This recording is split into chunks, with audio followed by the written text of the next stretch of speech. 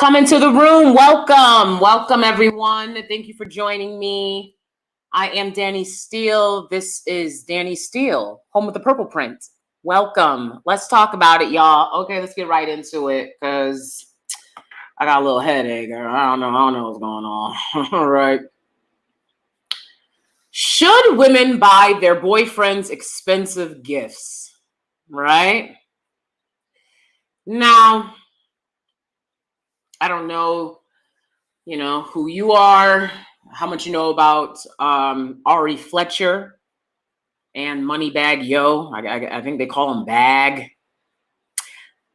I don't know that much about them, but from what I do know is it's definitely not up to people like you and me to tell her how she should be spending her money. It is what it is. She's got a lot of money. Okay. Some people estimate that she has a $10 million net worth.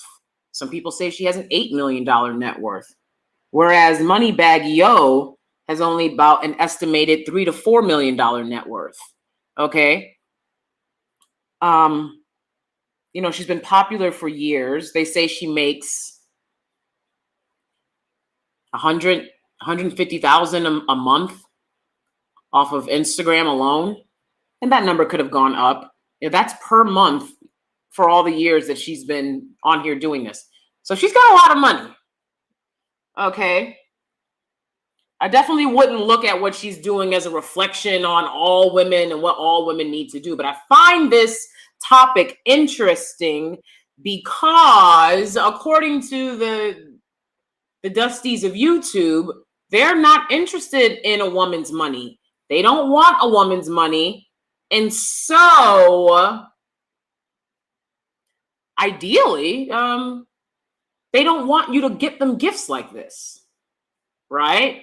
So if you haven't heard, Ari Fletcher gifted moneybaggyo, who owns like 15 different red and black cars. Okay, she gifted him 28 acres of land for his 30th birthday. And I like moneybaggyo. I like his song. I don't like this, I don't like that, I don't like nobody. I'm like, yes, I can get with that. And I also like his song with Meg the Stallion. It's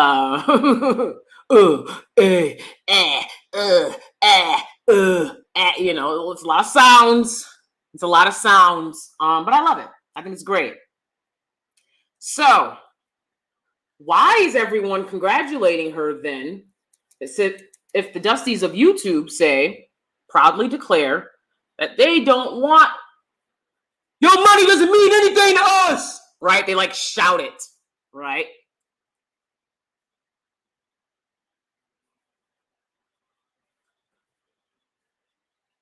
Your money doesn't mean anything to us. Yet, Ari Fletcher and women like her, right? Kim Kardashian, Beyonce, women that gift Black men expensive things. Because you don't hear about women gifting other men expensive things. Let's start there. Gotta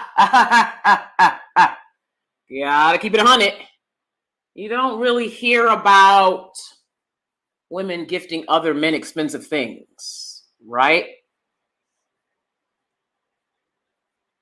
When Rihanna was dating that guy from Saudi Arabia, I believe, right? You didn't hear about expensive gifts she gave him. I'm sure he absolutely refused. Like anytime she tried to give him an expensive gift, I'm sure. Because it's just not their culture. It's not how they do things. The men build, the men make the money in their culture, and the men provide happily. Because, again, we're talking about men in this culture, right? All men want submission, right? But we can see how other women are protected in society and understand that they can want what they want, but whether they deserve it is a different story, right? So You never heard about what Bill Gates' wife or Jeff Bezos' wife, right? Elon, what's her name? Grimes. Elon Musk's baby mama, Grimes. You never heard about anything expensive she's bought for him, right? But in the community, it is applauded when women buy expensive things for men. That's why I have a very difficult time listening to the lies that they spread on here. I have a very difficult time listening to it. But the reason why they can get on here and spread those lies is because majority of y'all,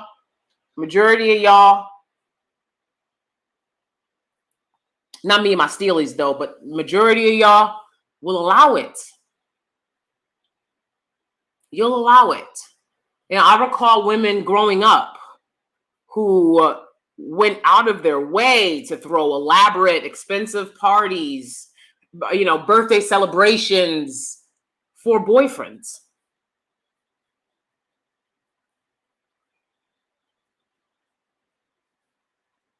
They never did nothing like that for me though. Blood. But you would see these women going out of their way to buy elaborate gifts, right? Spending a lot of money on vacations.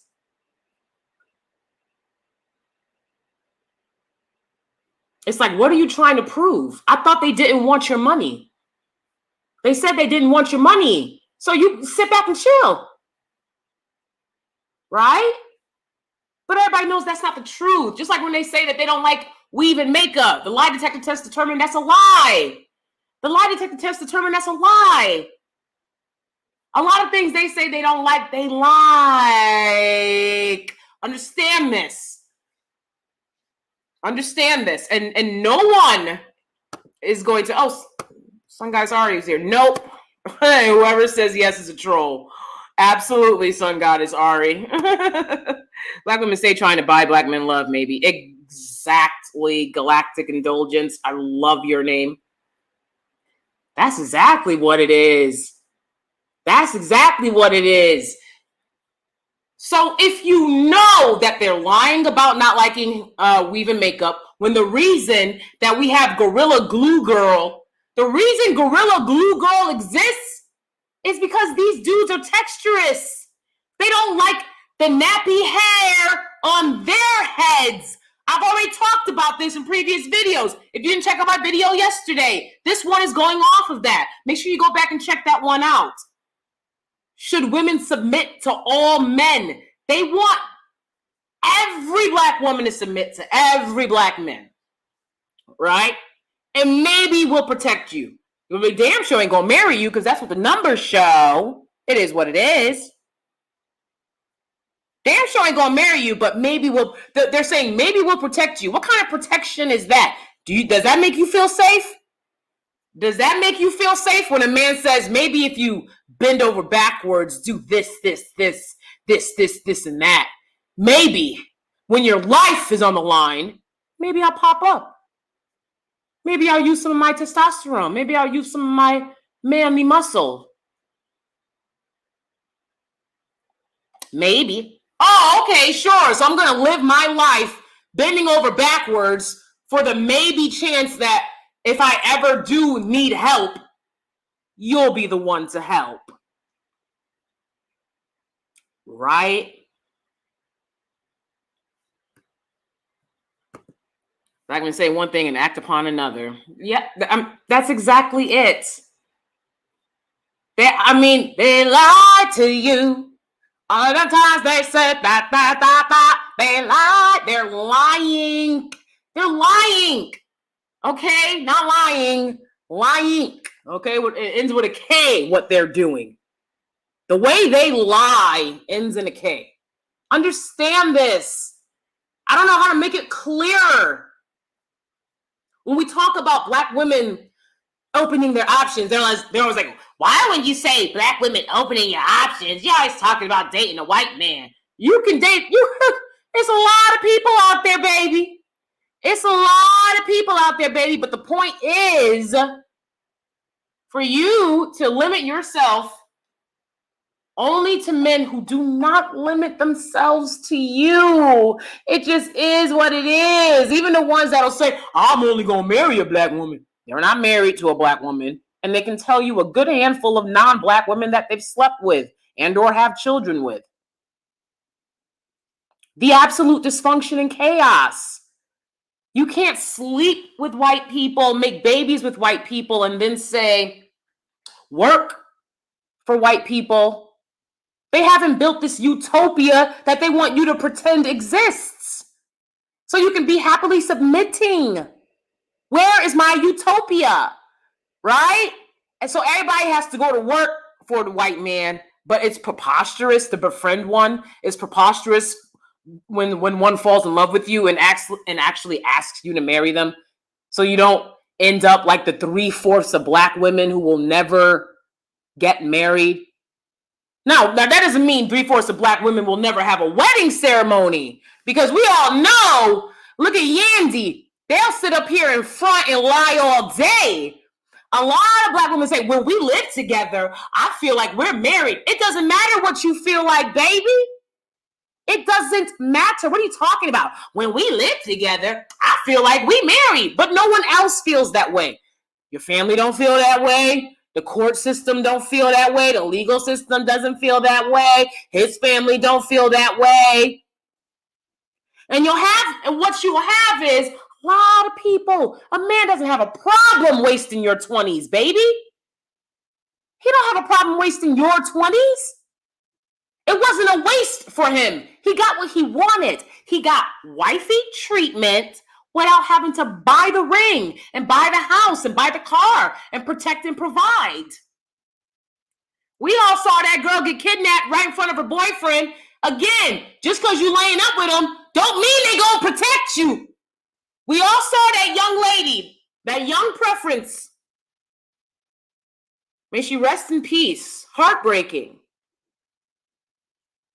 Kidnapped right in front of her boyfriend. He's calling the police. Hey, looks like my girlfriend's being kidnapped. And do it look like? Maybe you want to get in a car and go follow him and see what's up. Do you have a car? Can you follow them and see what's up? What's going on with your girlfriend? He didn't do that. Protecting her wasn't first on his mind. Protecting himself was. And that's what they'll let you know. I've told you guys before the story about the Bree Newsom who climbed the flagpole, the Confederate flag, brought the Confederate flag down. And I posted when that happened years ago, I said, it's a shame it had to be a black woman.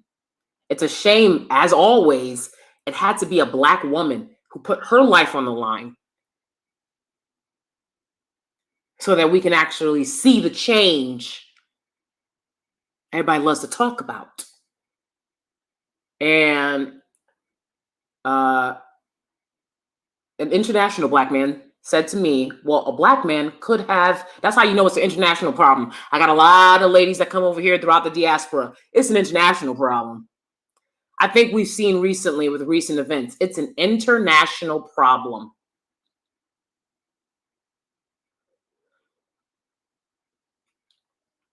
The most disrespected person on the planet is the black woman. I think we've seen that most recently with the events at the border. Because to go through all of that tremendous journey to get to America from Haiti, a lot of it on foot, and then be greeted, and then to be met with the vitriol that they were met with, that no, we've not seen any other immigrant group be met with that type of vitriol. The women and children had to pay the price as well. They didn't stop riding on those horses for the women and children. But that's never considered here. It's always, oh, let's protect, let's cuddle. So Black women have this idea, without a doubt, because I've seen it with Black women more than any other group of women, though I'll be honest, it tends to happen with a lot of women that, date men that don't build. Okay. And, there's men that don't build across the board, but we got to point out where it's a serious problem when a whole bunch of them don't get it. A whole bunch of certain someones don't get it. Okay. That you're supposed to be building. They want to be online with the women, having women conversations, being in women's business, dressing up like women for comedy purposes, right? It's all fun and games.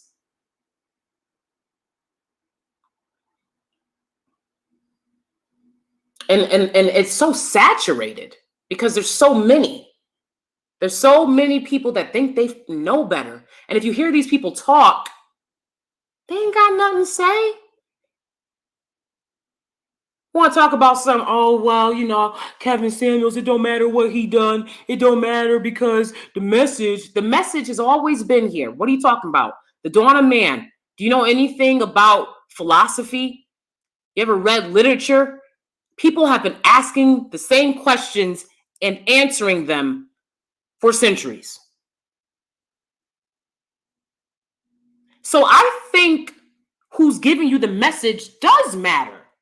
I think if a person can't prove that they've actually accomplished what they're telling you to accomplish, then that's a bunch of cap.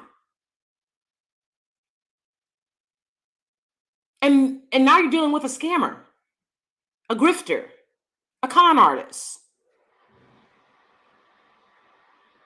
And this area of YouTube is full of them. Full of them. Ari Fletcher has apparently made her bread and butter, made her money off of being a social media influencer. She doesn't like if you call her a rapper's girlfriend, but that is how most people came to know her, right?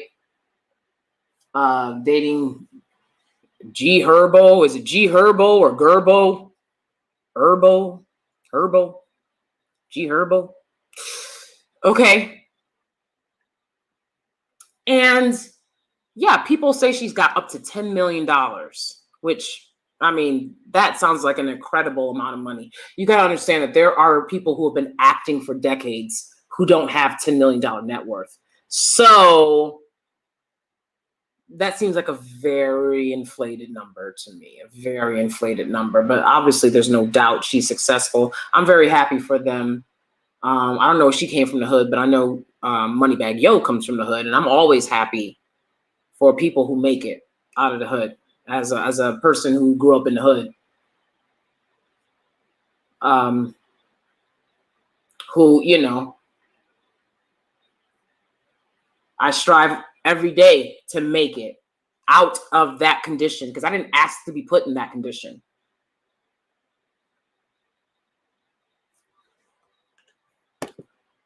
I've been having conversations with Black male friends, and he said something about Black women's attitudes. I'm like, sir, your wife isn't even Black, so what attitude stereotype are you talking about? Exactly. They're talking about their mamas.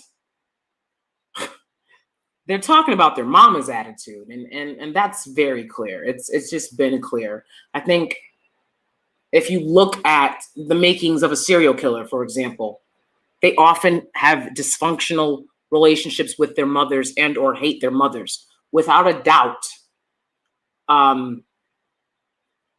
disliking your mother is not a good thing for a man to carry, without a doubt. And,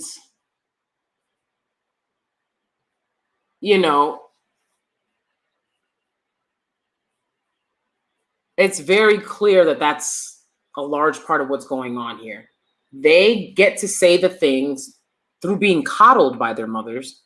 They get to say the things to you that they've always wanted to say to their mothers. But they can't say it to their mothers because they know they'll get slapped into next Sunday. They know they'll get backslapped to this day. To this day, right? So they can't say anything to their mothers, and they can't have an honest conversation about, and this goes back to this topic that we're on right now, right? They dislike their mothers. Everyone knows this. It's an old conversation. But again, I try to get into the deeper topics of things, which is why people are like, whatever. But maybe when you're bored of listening to the same shit every day, day after day after day, and you actually want to make sense of your life, you'll come over and do something for yourself for once and listen to DanieSteel. Breaking down the things you want to talk about a little better than the average bear. Okay? Why do they hate their mothers? Because they didn't have fathers. Right? It's like, it's so obvious, right? They didn't have fathers. And while that's becoming more of a cultural norm in America, it's typically not been a cultural norm in America. It's typically been a cultural norm for Black people to not have fathers. Now those numbers are increasing in every group as well because people are lazy and they imitate dysfunction. Incredible.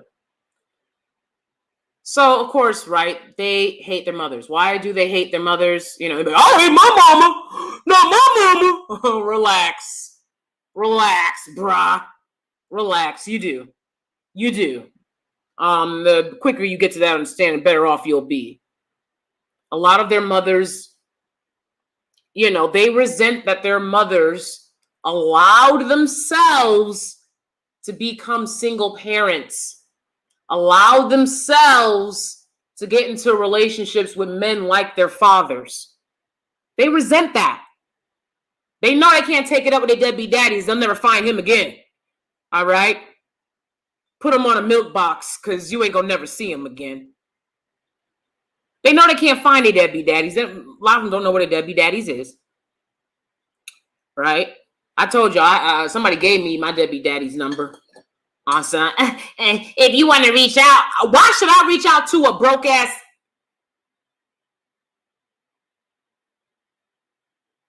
But I did because I do it better than most. Most people will never reach out to their parents that did them wrong and hold them accountable, right? I did that the best I could. My mother passed when I was young. So what's left? A deadbeat daddy that didn't, my parents were married, right? But he chose street life and thinking that he was somebody he wasn't.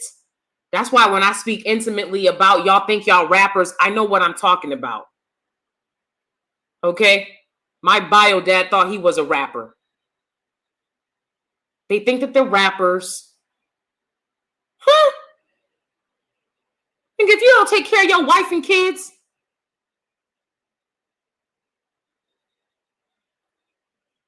So, because their mothers understand that they failed in choosing the appropriate man to mate with, they try to overcompensate for that. They try to overcompensate for that by coddling and allowing them to be in grown folks' business. I know if you're a Black girl, you don't heard, what you doing in grown folks' business? But they didn't say that much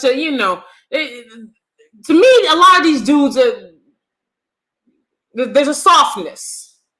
There's a softness that shouldn't be there. Because they didn't get it as bad as the girls in that house. I don't care what nobody says. Of course, there's individual circumstances, but generally, when we talk about generally, everyone knows that the Black girls are raised and the Black boys are loved, right, in the community. So they didn't even get it as bad as it could get. And they hate you for that.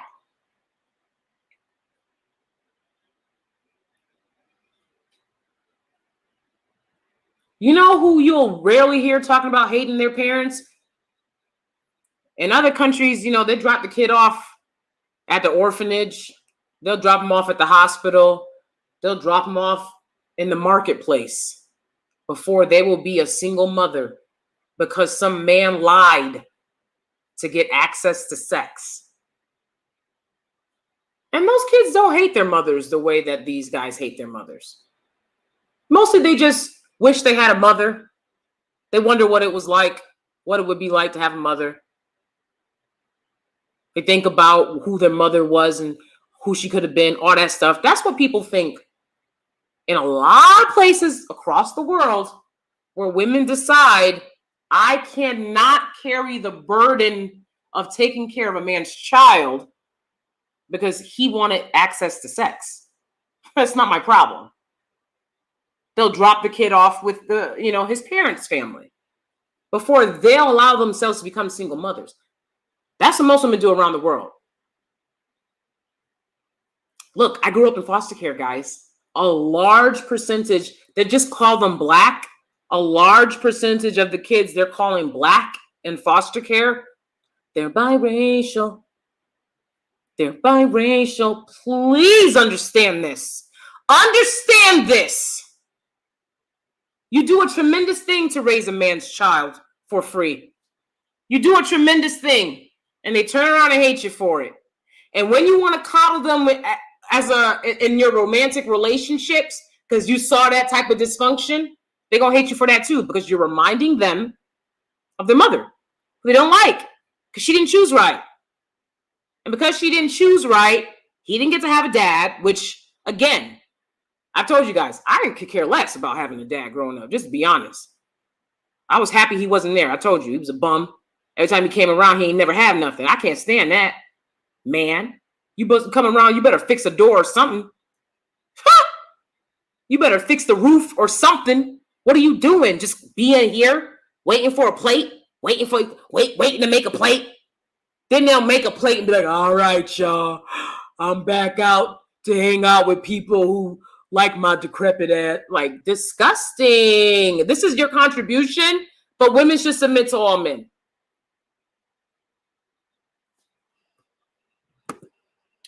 These men hated the Black woman for not abandoning them, but praised the dad that left. Insane. Yep. I promise you. Kids whose parents have dropped them off at the marketplace, at the church, with their father's family, they miss their mom. They wish they knew what their mom was like. They wish they could see her. These dudes, they hate their mama, and they hate any woman that remotely reminds them of that. And when you're a Black woman, all it takes to remind them of that is having dark skin. It don't matter if the fact that Black women are beautiful and, and their moms look like whatever they look like their sons. All you got to do is have dark skin, and you are reminding them of their mothers. That's why they find light skin and white skin attractive. You understand? They're not going to tell you that. I don't know what else to tell you guys. I'm sorry. All right. I love Black art. Okay. I don't like the colorist stuff. The Black art, colorist stuff, where the woman's always got to be lighter than the man. But there's beautiful Black art out there. I love it. But very few of them praise your skin color, because very few of them praise their own. They want what everyone else wants. This is a global problem. The global problem of people that aren't white wanting to be white. Okay? And what they've shown you is they're not exempt from that. It affects them too. Right? And it's just accept it. I'm not going to sit on here and be like, you're good for nothing, you're this and that. I don't feel that way. Yes, I don't like my deadbeat daddy. There's a lot of I don't like. I don't like people across the board, baby. I don't discriminate. No one dislikes y'all more than y'all baby mamas. Understand this. You'll never break my heart. You'll never make me cry. I'd rather die. Oh, you understand that? You understand that? Y'all never broke my heart. Y'all, I promise you. It just is what it is.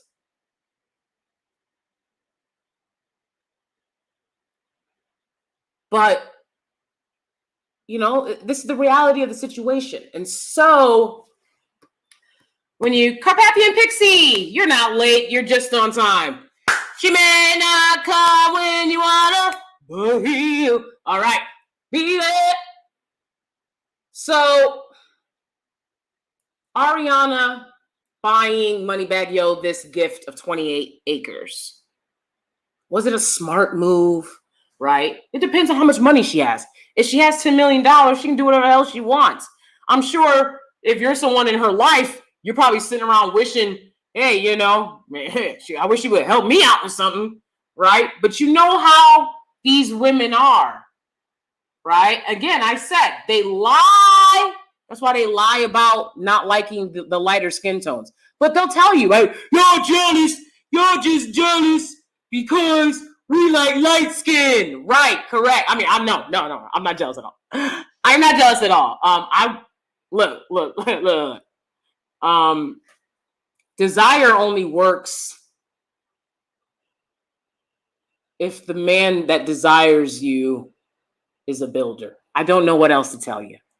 Okay? I don't know what else to tell you. Okay? So no. I think that's totally fine. I think you guys are liars though. And it's like, just be honest. Just be honest when you're in these clubhouse rooms and all these different spaces lying. Just be honest and say, I like lighter skin. I desire lighter skin, right? I desire a bag. Bags. That's why I'm a sapiosexual. Because smart men come with the bag. It just is what it is. Smart men are going to be the most competent men. Period. I take that very seriously. Okay. I'm looking out for the nerds. And you know, these guys are be like, you don't want a nerd. I didn't say a geek. I didn't say a geek that plays video games all day and doesn't have any skills that make money. You understand that? A nerd. Someone who is obsessed with something that makes money. I don't know what else to tell you. That's the only thing that'll make a dude sexy to me. That's the only thing. So it is what it is. Is he smart, competent, make money? Then we can move from there. If you don't have those qualities, I can't do nothing with you. Go take it back to your mom's. So anyways. Hello, Naima. I like to buy gifts. Okay, so Naima says she likes to buy gifts, right? There are women, when we look at Ari and Moneybag, again, we're talking about the community. In the community, Black women who buy gifts from men, they are applauded. They are encouraged to do this. Like I said, I grew up, I saw a lot of Black women buying things from men. That's why I was like, what the hell y'all talking about? I was like, they feminists! They feminists! Like, what are you talking about? Feminists don't go out of their way to plan birthdays for guys. I know feminists, baby. They don't talk about y'all. Y'all nothing but a thing of the past for them. It ain't Black women. I'll tell you that. Not the majority of them are not feminists. Ari and moneybaggyo, it's clear their love language is gifts. That's and some people, you know,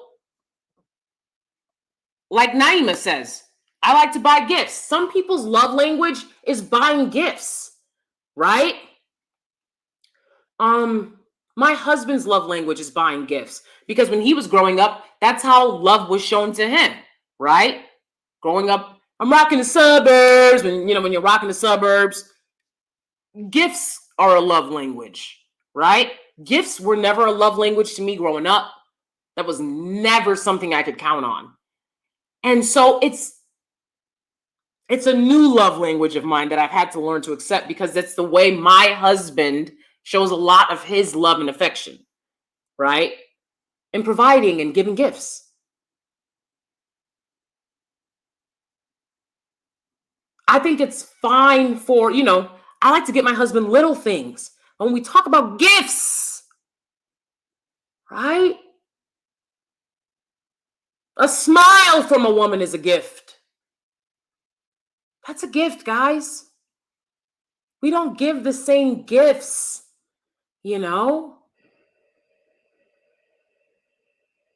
My husband will get me something great.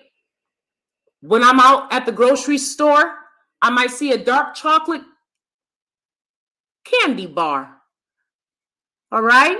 100% dark chocolate, his favorite. Right? I'll get him that. I'll get him that candy bar. All right, guys? That's the kind of gifts y'all gonna get. A smile, a candy bar, a pat on the back after I see you click those bills for the month. You know what I'm saying? All that, after I see that click, pat on the back. You did it, guy. You did it. Right? Y'all buying acres. And remember that woman? Remember that black woman? A year or so ago, who bought her boyfriend a starter-up house, a HUD home, and she was smiling her behind off, cheek to cheek. They was like, oh, she bought you a property. He looked at that and he read it, and he's like, this isn't a property she's bought me. She bought me a HUD home. I have to do the work to fix it up for it to actually be a home. He said, man, I ain't fixing this. That's what he said. And she's like, huh? And then he got mad and stormed off. You can't raise a man. You can't raise a man. What he gonna do with them 28 acres? What he gonna do with that? Just let it sit there? You know how much effort and work it takes to building something? He's got $4 million. It would cost $1 million to build things on that land efficiently. And it looks like he's more interested in buying cars, red and black cars. Right? He's got a lot of kids.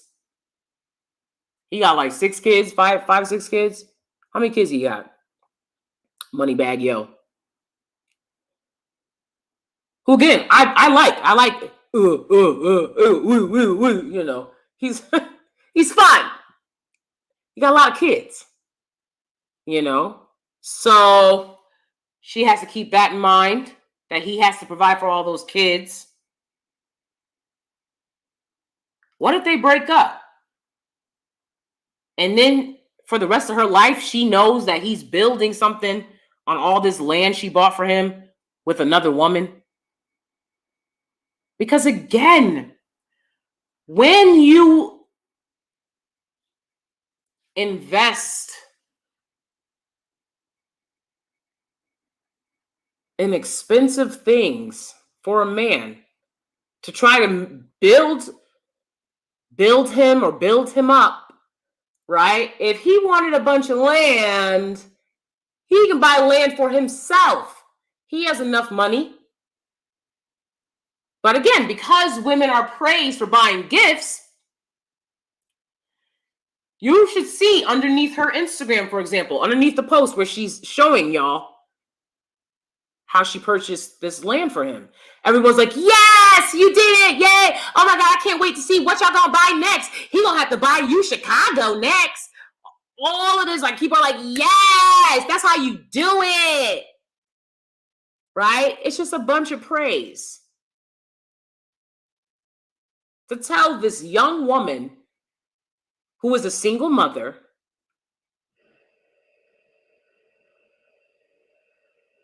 yes, way to go, supporting a guy, supporting a grown-ass man older than you, a man older than you, who's got a bunch of kids. And I want to read what her Instagram post said when she posted this. She said, What do you buy someone that has it all? I'll answer that for you, Ari. Not a goddamn thing. Okay. All right. He would have got a sticker poster board. Okay. Stickers everywhere. All right. Stickers ain't cheap. All right. He would have got there. That little picnic that they had was just fine. He didn't need to own the land y'all was doing it on. All right. Set up a nice little picnic for him. Hey, ain't nothing wrong with that. Okay, so she says, what do you buy someone that has it all? The gift that keeps on giving. I've bought you a lifetime of income, literally. Generational wealth. 28.8 acres, baby. I love you. Happy birthday at moneybaggyo. The deed is yours. All right. And she goes on to say, it's all paid for. There's no payments, no nothing. Everything is over with. It's all yours, right? So, I mean, that's absolutely incredible. That's an incredible gift. If she got it like that, it is what it is. I'm not going to tell these women how to spend their money. I'll tell you what I would do if I was dating and I had maybe I would have got him a car, a motorcycle. He looks like he's missing a motorcycle. It doesn't look like he needs another car. He just bought her a Rolls Royce, customized, black with the pink accents. It was very cute, right? So they have a thing of one-upping each other. And I think it's sad that as a Black woman, she feels it's her responsibility to return, to try to not even just return, but try to one-up him in buying material gifts. Now, people can do what they want. Everybody knows Cardi B spoils Offset. That's one thing, these women like to spoil their men if they can. But you'll notice when they marry a woman that isn't a celebrity, doesn't make the money that they make, they don't expect her to buy them gifts like that at all. Because she literally said, what do you get for someone that has it all? He doesn't need her to get him a damn thing. And what's wrong with establishing that this isn't about money? We understand where the other one is coming from because we have similar lifestyles. But this isn't about money. What's wrong with establishing that? Right? Again, my husband has absolutely spoiled me. I never asked him for half the ish he's given me. I've never asked him for almost anything. I'm half the ish. Almost anything he's ever given me, I've never asked him for. That's his love language. And, when we first started dating, I was incredibly uncomfortable with the fact that he was paying for all of our meals when we would go out. Then it was like, oh, let me pay your phone bill. You got enough stress. Whoa. I was like, whoa, what? I never knew there was a love like this before. I mean, just him caring and understanding how hard I've worked my whole life and offering to lift a burden off of me. I couldn't deal with it. I would cry all the time. I don't know if you guys have seen that DeBrat reality TV show with DeBrat and her girlfriend. It's like Brat Loves Judy. Judy has more money than DeBrat. Judy has more money than DeBrat. And Judy, they're not married. Judy buys DeBrat elaborate gifts, very expensive gifts. Her companies are worth millions and tens of millions of dollars. Judy's. Okay? And DeBrat cries every time she gives her something because she has never been considered before. That's how it was with me. I've always been the empath, the one that realized, hey, my siblings don't have what other kids have. Let me try to do that for them because no one else will. My siblings weren't thinking about that for me. So I spent my life catering and caring about other people in my friendships as well, right? And then my husband comes along and says, reverse, reverse. You know, now it's time to do something for you. You know, my husband will be like, no, let me get the door. No, let me get the bags. You know, I come home from the store, he'll have the door already unlocked, so I don't have to. And then when I open the door, he'll come flying down the stairs to help me with my bags. You know, it doesn't matter how heavy the bags are. He's like, this is heavy. You shouldn't be carrying this. I've never been treated like that before. So I feel like for moneybaggyo, when it comes to Ari, one, she's a beautiful young woman. And then she's got a lot of money, right? And I think it was similar to with Debrat, you know, with a lot of people. Yeah, that money helped, right? It's like, wow, the money helped because it allowed the person with the money to show affection and care for someone they otherwise would have felt probably, you know, this is very 50-50, right? And that's great. You know, all you can hope for is 50-50 when you're the one that constantly is doing for other people. But what about when you get a partner that's like, hey, you know what? And this is what Ari, I feel, is doing for moneybaggyo, right? She's like, I'll take care of you. I'll get you things. You don't have to worry about a woman using you for money. I think that's great. At this point, put a ring on it then. Put a ring on it, moneybaggyo. Put a ring on it. What's taking so long, right? Hasn't she proven herself? And, you know, I think she's definitely trying to prove herself. I think she's definitely trying to do things to show I'm the woman you want to be your wife. Right? I think she's ready for that at this point in her life. Let me tell you something. If you know, these guys love to do it raw, right? If a guy's demanding you do anything raw, at that point, baby, where the papers at? Where the papers at? Where's the ring?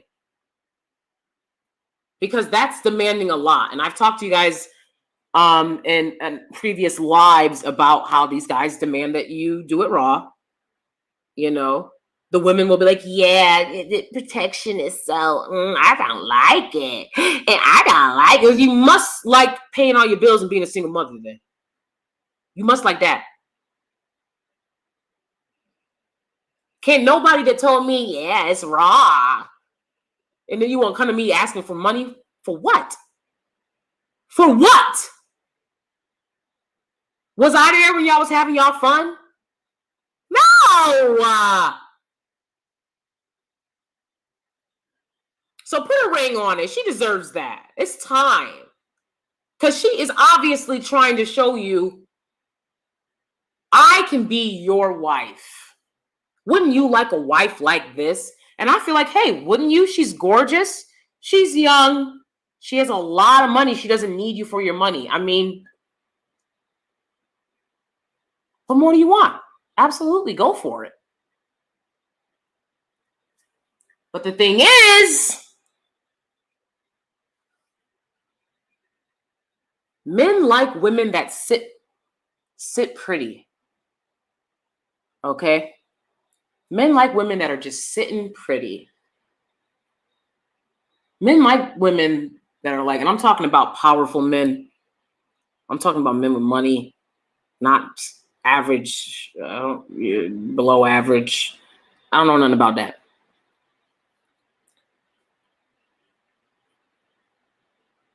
She's got to be careful because what could happen is men are prone to being like, you know what? Since you helped me become the man I am today, I'm going to go find a woman that wouldn't help me become the man I am today, that will only take me as I am right now because of your help. You're going to remind him when you're doing too much for him, never do too much for him. All right? You do enough. Cooking, cleaning, putting up with somebody that thinks you're supposed to cater to him, but he doesn't have to cater to you. You're supposed to understand him as a man, but he never has to understand you as a woman. Women put up with a lot in male-female relationships. I don't know why men, the overly mothered male thinks that it's all fun and games because it was all fun and games for their mama. No. Women put up with a lot being in these male-female relationships. It's enough. Okay? You will get a sticker collection as a gift from me. Okay? When I have to put up with some woman's kid, put it that way, you'll get a sticker on a poster board. Okay? All right, let's look at some of these comments. I don't know who she is, but why doesn't she want to build her wealth? Again, I'm sure she would say to someone like me talking about it, I got more money than you. You absolutely do. I can't tell you what to do, and I'm not trying to. But do you have 28 acres for yourself? Like, just make sure you got what you would give a man for yourself. That's what I would encourage, sis. Make sure what you would do for a man, you would do for yourself. Because if he knows you'll do more for him than you'll do for yourself, you're at a disadvantage. Now you're in trouble. Right? Because men, at their core, there's an understanding that they are to protect and provide. And when you try to step up and be like, I can do that for you, we have a lot of women on here that want to be like, I always buy stuff for guys, and I always, what? Okay, well, I'm telling you, I've been asked out on a lot of dates. I've been on plenty of dates, plenty of fish. I ain't never bought no man nothing. I'll make it clear, like, I really, like, I'm not paying for nothing.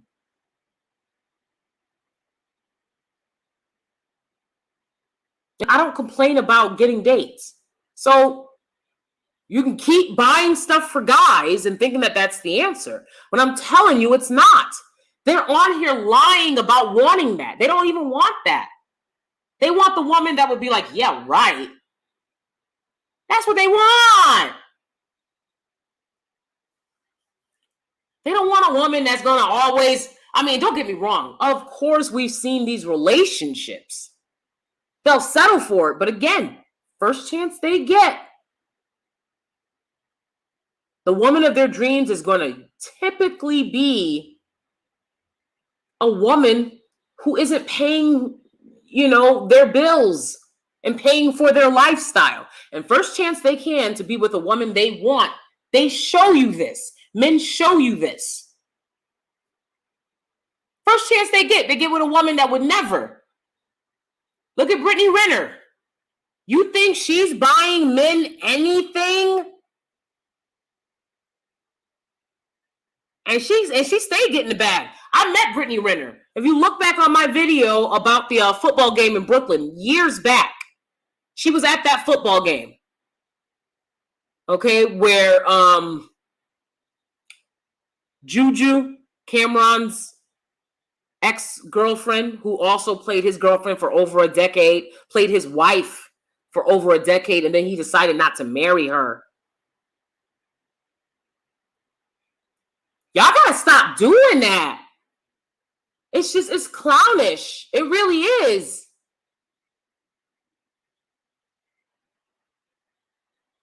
Me and my husband started dating. We were relatively young. I was in my early 20s. He was in his mid 20s. The older you get, the more you have to be like, look, I'm going to let you know from the jump. I'm not here for play.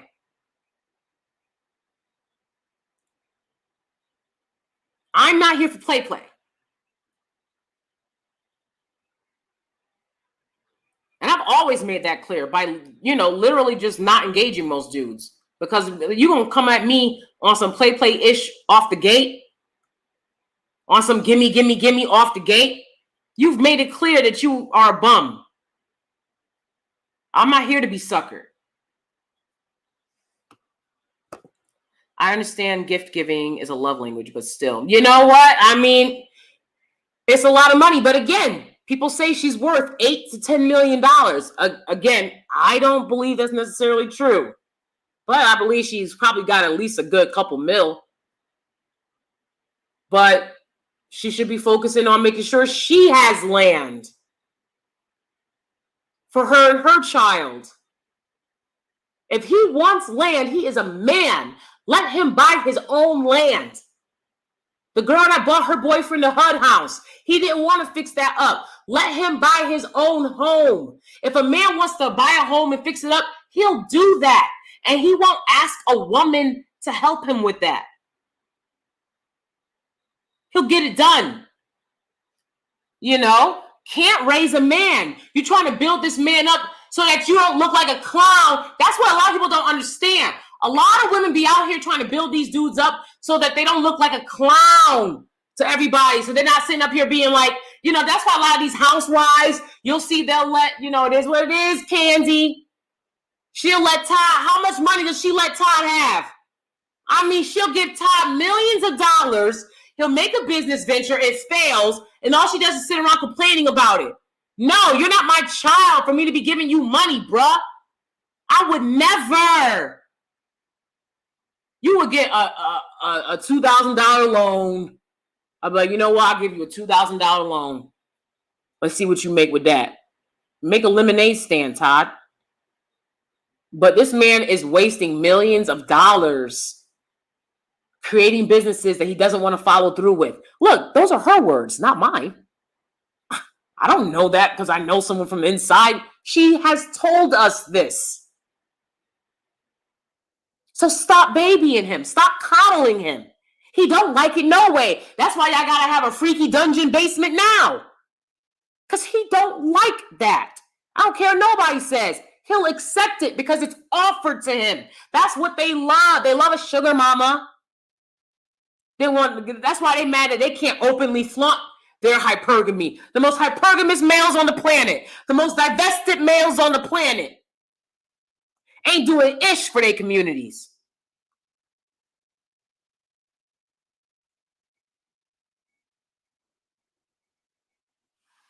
You got men that they don't want to see anyone else with their woman. They don't want to see anyone touching their woman. It's not like her and Todd have been married for fucking 10 years.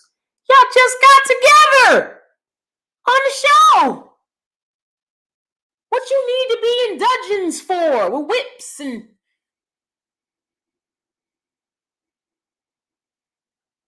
because when you give, they get bored with that. I promise you, they get bored with it. Keep doing it. And keep coming on YouTube talking about something why you can't get a man, but you paying for everything for him. That's the reason why you can't get a man. If you have to pay for anything, the date is over.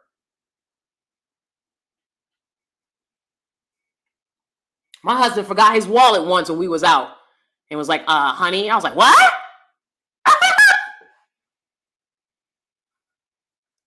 I almost left him there.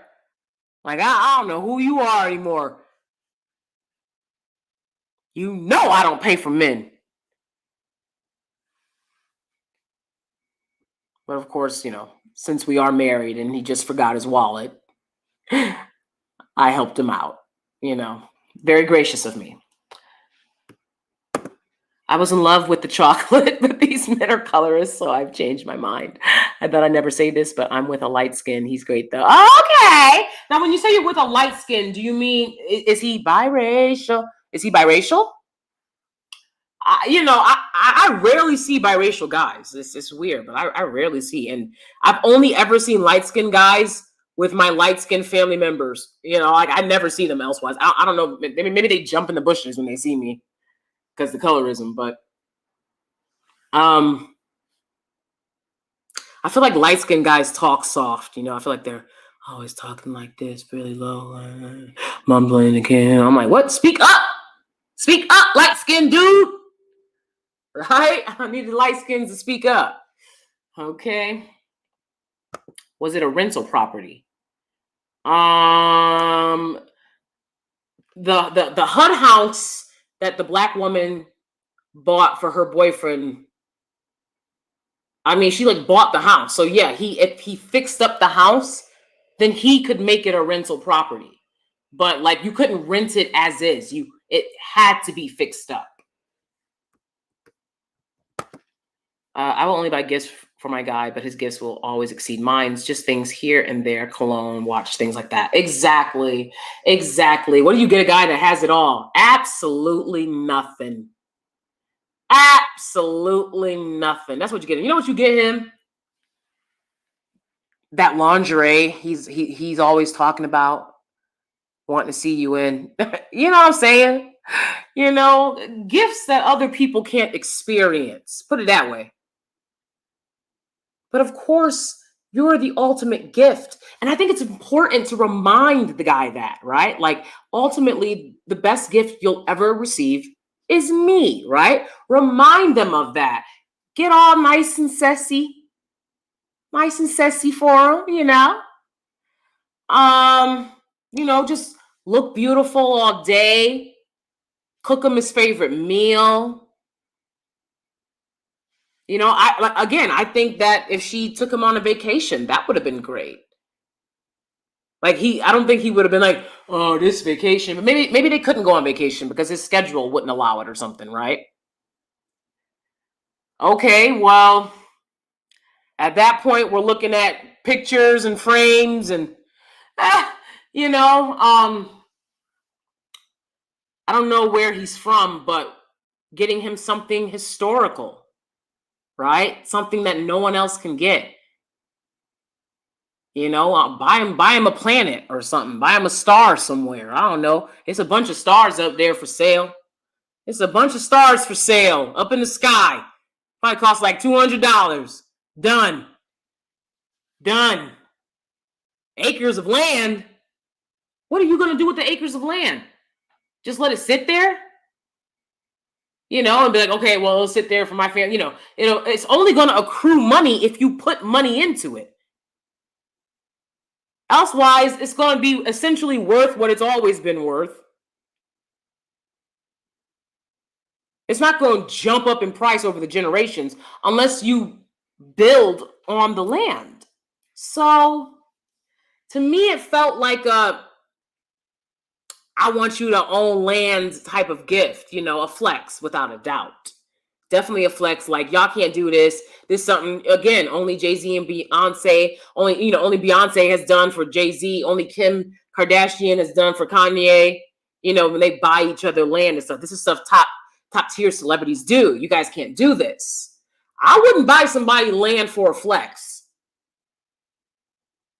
But, if they have that type of disposable income and that's the direction she wants to go in, okay, but keep in mind,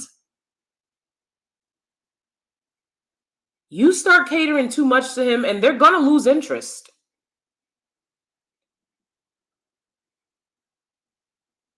Always remind them that you have options. What's up, bloop, bloop, bloop, bloop?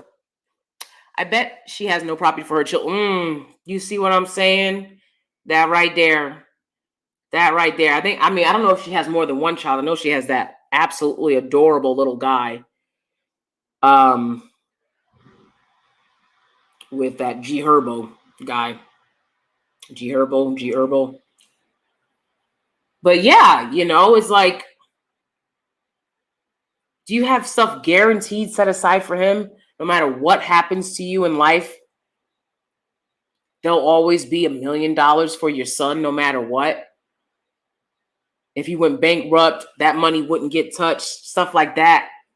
You know what I'm saying? Like, what have you done for your family members? And you know what I'm saying? Like, this is a boyfriend. And I don't like when people try to, again, like I said, Yandy do that all the time with her and her baby daddy. You have a baby daddy. Y'all are not married ever. Y'all have not gotten married. And she's like, I'm not going to get married because she's greedy and doesn't want to put her money in because he's greedy and agrees that something could happen to him in terms of Yandy's baby daddy, Mendici. Because he could end up in jail again and he's got multiple children with multiple other women. She doesn't want their names and their bank accounts combined. but this is the love of your life. This is a man that you've laid down your life for and, had multiple children with, but he's not good enough for you to sign your name on a line. That shit is backwards as hell. That shit is dysfunctional and backwards as hell. And this is the stuff that is praised in the community. This is what y'all praise. Absolute dysfunction. She's not married. She keeps going around saying she is. She's like, well, we have kids together and we live together. Who cares? He only living with you because that's where he got to go out of jail. What are you talking about?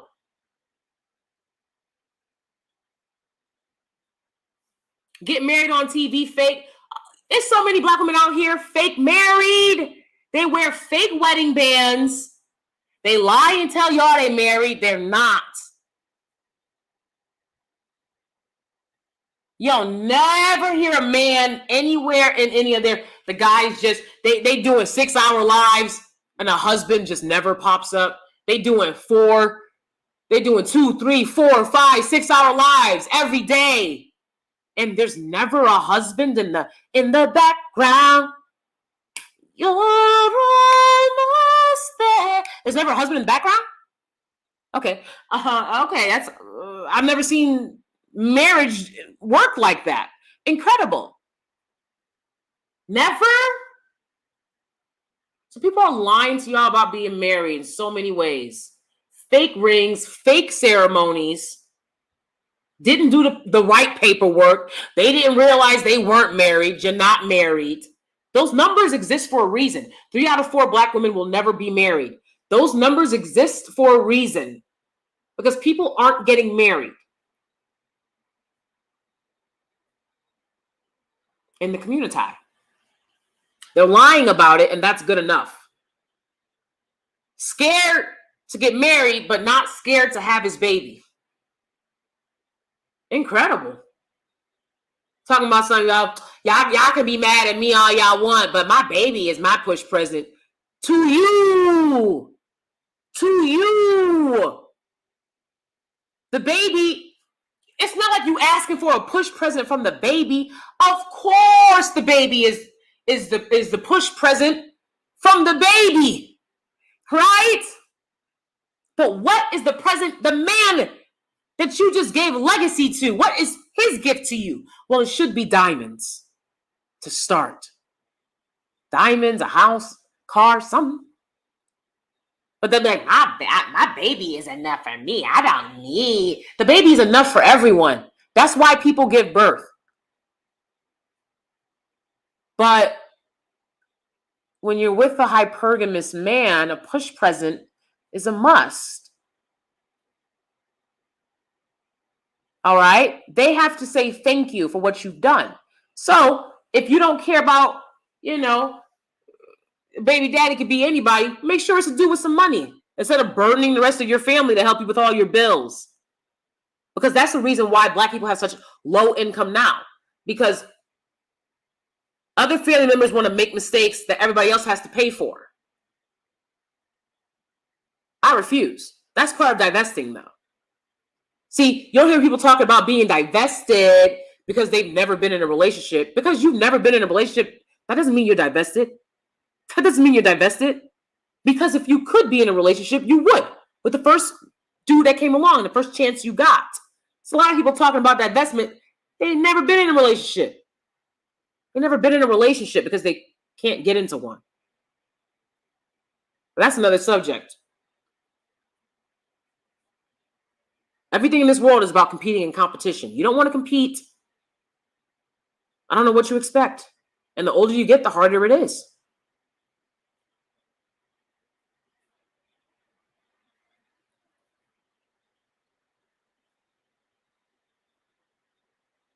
These guys lie. They like hair. They like, the hair weave, the wigs, the makeup. They like that. The scantily clad that they claim to not like, they like that. They tell you all the time they like lighter skin, but y'all want to pretend like it's not true because they'll vehemently say that it's not true. But are you listening to what else they're saying? Y'all jealous because we like light-skinned girls. I could give a less what a bum likes. I could give a less. That's between you and that dummy, quite frankly. And see, a lot of these girls started understanding that they were being preferred by dust. And there's nothing to be gained from that. There's nothing to be gained by somebody that likes you because they hate themselves. Sorry. Sorry.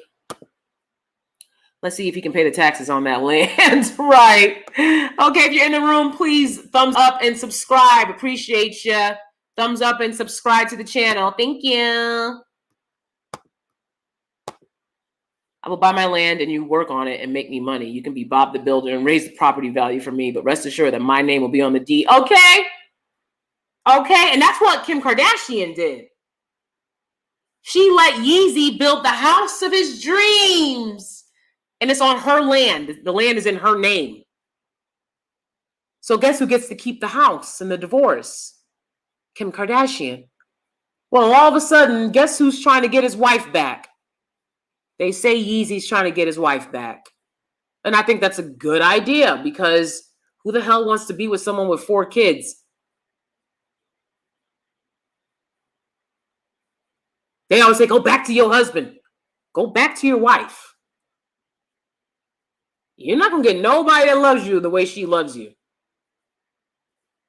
So go on back, bud.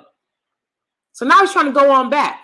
Because, see, one thing she's not going to do is buy him land and then let him build his house and she leaves with nothing. Only a fool would do that. Do you guys really respect a woman if everything is a one-up? Exactly. Exactly. It's a very, to me, again, it's very sad that's how it plays out. Why do you have to constantly one-up each other in gifts? Why can't you just love him?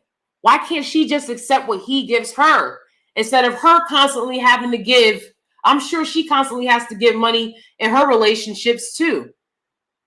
Even though in this video where G Herbo got arrested for assaulting her over a year ago, they're both complaining about money. They didn't sound like multimillionaires to me. You know, it sounded like they had enough money for the things that they had. But she was, you know, breaking stuff in the house. And he was like, this is my house. I paid for all that. You know, and she was yelling like, you don't give me nothing. You know, so it sounded very tense. They were arguing over money. That's, to me, very bizarre behavior for people with millions and millions and millions and millions and millions of dollars. And I think that because she's young, because she's used to having relationships like that, she doesn't understand that as beautiful as she is, she can just sit back and be pretty. She doesn't have to one-up him in the gifts that they give each other. Just sit back and be pretty, dear. That's all you have to do. You're younger. You're pretty. You know, yeah, she has a child, but she's a very desired woman in the spaces that they're in. So that doesn't matter to them.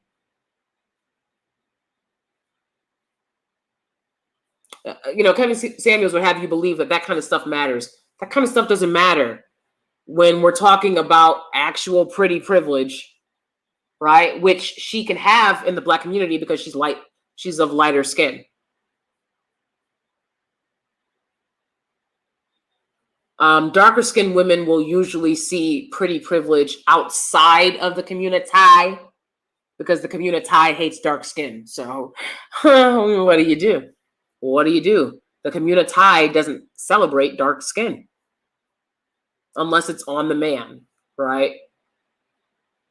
Like, I love chocolate, dark. He gotta be dark chocolate, burnt, crispy.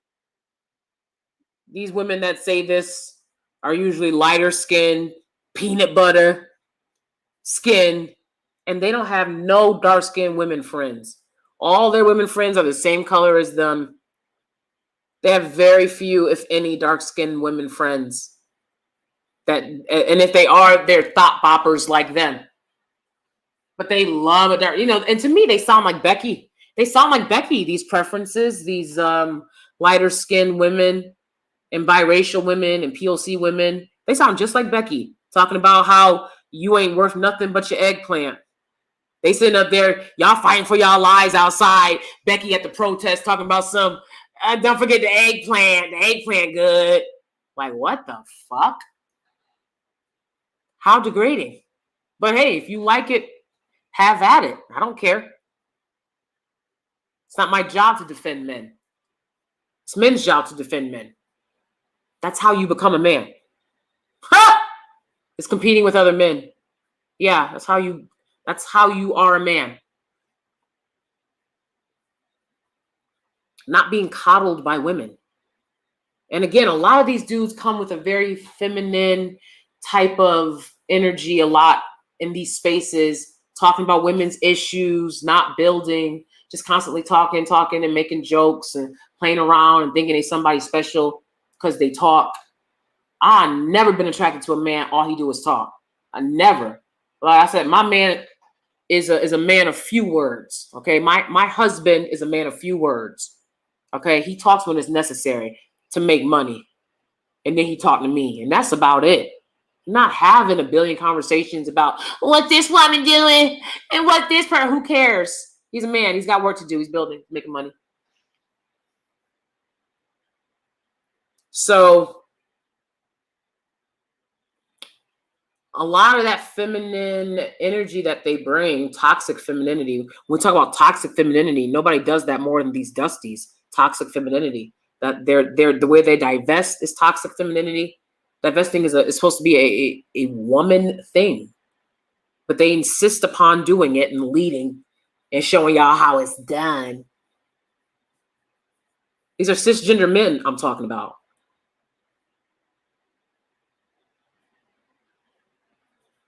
Cisgender straight men. They talk. Can't show you what they built. And then want to argue and yell, when they come to my channel with that negative, toxic femininity that they bring, I can't deal with it because I'm used to a man that will never engage women in such a way. I had someone try to start an argument with my husband once. They were drunk at a party and they were trying to start an argument with him, right? And it was a woman. She was trying to start arguing with him. She was drunk. My husband would not engage at all. He just sat there and said nothing and waited for me so we could leave. He has nothing to say. So, you know what I'm saying? To be competing with women, but the reason they do that is because their mothers allowed them to do it. Their mothers allowed them to do it because they felt badly for choosing men to mate with that didn't stay and take care of their children. So to make up for this, especially with their male sons, they allow them to behave inappropriately. And when they talk about being effeminized, what they're talking about is how their mama treated them. Okay, because a random woman you don't know, a random stranger woman to you cannot effeminize you, bruh. She doesn't know who you are. What are you talking about? Who has that power? Your mama. They mama. So again, we talk about being preferred and you jealous because Baba didn't like you. I don't want to be liked by men that don't like their mothers, that are colorists, that are texturists, that hate their own skin color, that don't want to build. I don't want to be liked by that. And I have been anyways. And it's I don't think it's nothing. In fact, I get a lot more play than I did when I was, play. The advances haven't stopped. What's happened now, oddly, is literally we'll have guys, they're men, right? A year or two older than the students I teach, hitting on me. It's crazy. I'm like, I'm not gonna be your sugar mama. What are you doing? So it don't stop. Okay. I had an older black guy hit on me the other day. I was sitting in my car on my phone. He gonna roll his window down. This old dude looking like Frederick Douglass. If you don't take your Frederick Douglass, you rolling your window down. You better throw a stack of money when you roll your window down. You better throw a stack of money at me. The hell? Sitting in his little fancy car thinking that I cared. But see, I want for nothing. All my needs are provided for. So then they want to pretend like, oh, why it's always got to be about the money. But then they know they can't get attention elsewise.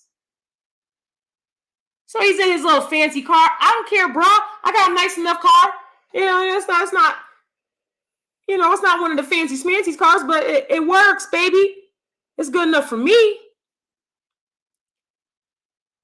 So they do everything they can to get your attention.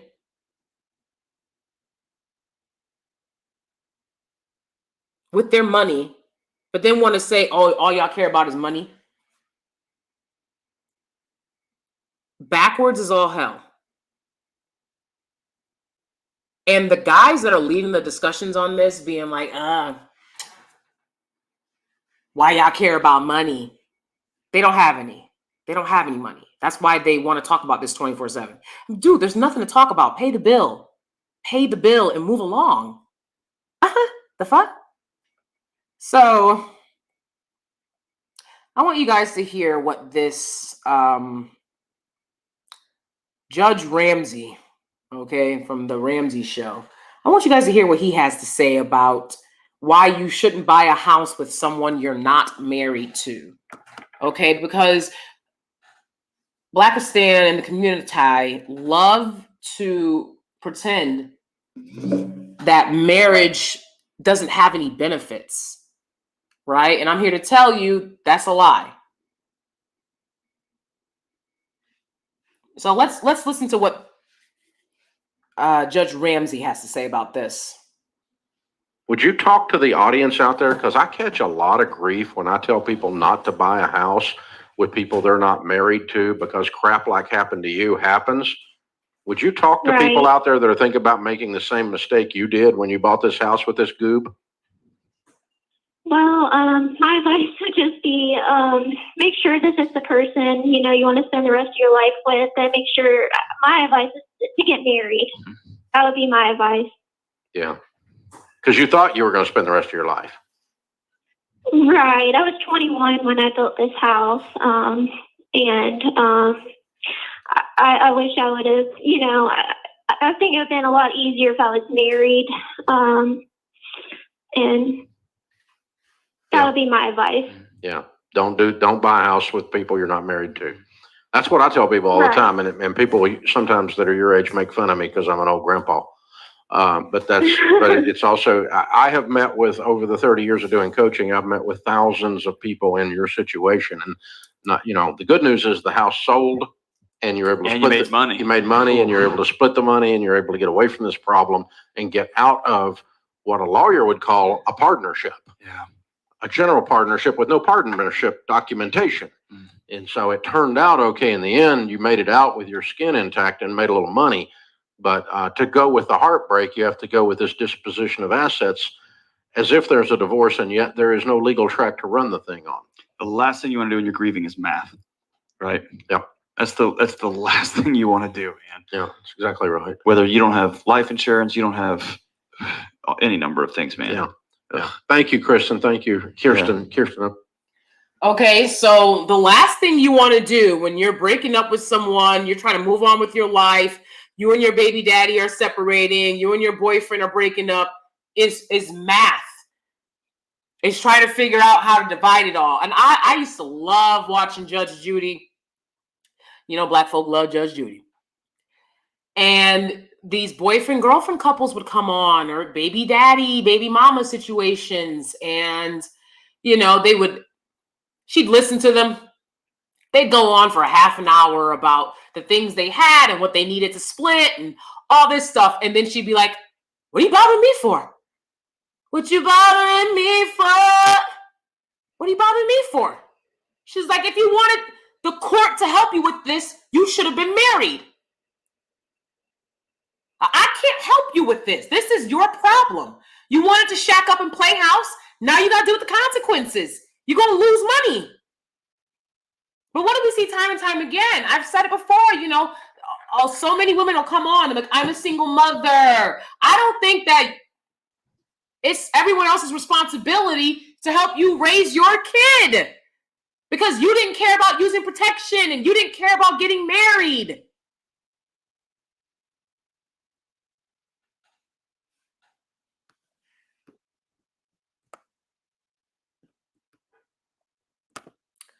That's a pick me. They won't ever get picked, and they can see that men say one thing and mean another. I mean, I don't know what pick me's get. I can't traverse their minds at all. I know they're extremely zigmatized, and you know, I'm just a person that having, you know, a zik isn't enough for me. It's not enough. Like, okay, and I'm pansexual, so I really don't care. What else? What else you got?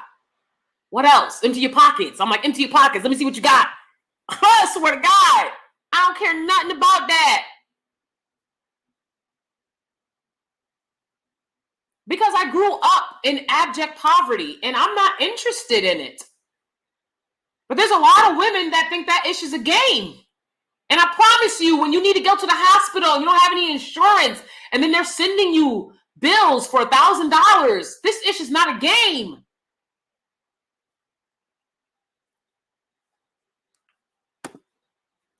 No, light skin black. Oh, light skin black. Wow. Yeah, you know, I rarely see light skinned black men. I think they hide from me. I'm like, where they at? Where they at? Where they at? Where they at? Where they at? Where they at? If you're a light skinned man, just let me know you exist. Okay? I'm worried about you guys. I never see you. I never see light skinned black men. It's crazy. I wonder what she ended up doing with the property if he didn't take it. Mm-hmm. Yeah, exactly. Like, jeez. Buy him a star. It's a lot of stars in the sky. Okay, he buys you a diamond. You buy him a star. Okay, he spends thousands. I don't know how much a star costs. Look. A lot of the reason why these guys choose preferences and stuff is because the lighter the woman is, the more indication that she probably had a father that stayed. Because black men don't like raising their daughters. They don't like raising their kids. They want a woman that's already had ish, not a black woman that is going to be like, you need to do this, and that. I never had nothing. They don't want that stress. You know what I'm saying? And I've never had to deal with that stress. My husband grew up middle class. And so he's not somebody that needs me to buy him things. You understand? He's had enough. He can get things on his own. He's not sitting up there being like, what is this? What I'm going to do with this? Anything I've ever given him, he's loved. He's always been like, oh, wow, beautiful. Right? All the stickers. All right? All the chitlins. All the hog nogs. All right?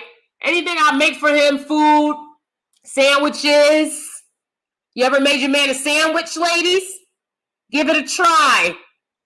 All right? Make it extra crispy for him. Throw some lettuce on there. Show him you love him. Throw some lettuce on the sandwich. And make sure that the bread toasted. These are the things you can do. I promise you. It's a gift. It's a gift from God to give men these things. Okay? I toast the bread, baby. I throw on a tomato, some lettuce. All right? Maybe an extra slice of cheese. All right? I might even put a little seasoning in between it. Make it a great sandwich. Okay? He's going to need that for when he's paying those bills. All right? A good sandwich will help him pay all those bills for the evening. Sit down and pay those bills. That's the kind of stuff we're supposed to be doing for these guys. That's what they want. That's what they like. They don't want you buying them things they couldn't get themselves. That's gonna make him feel like you're competing with him, right? It's doing too much. It's doing too much. What I gotta buy you a watch for? Didn't your mama buy you a watch? What are you dating me for gifts? You a man? These dudes, you can listen to these dudes. They want gifts. They want better gifts than they're willing to give. Crazy. You know how many black men I've seen wear more gold jewelry than the women that they're with?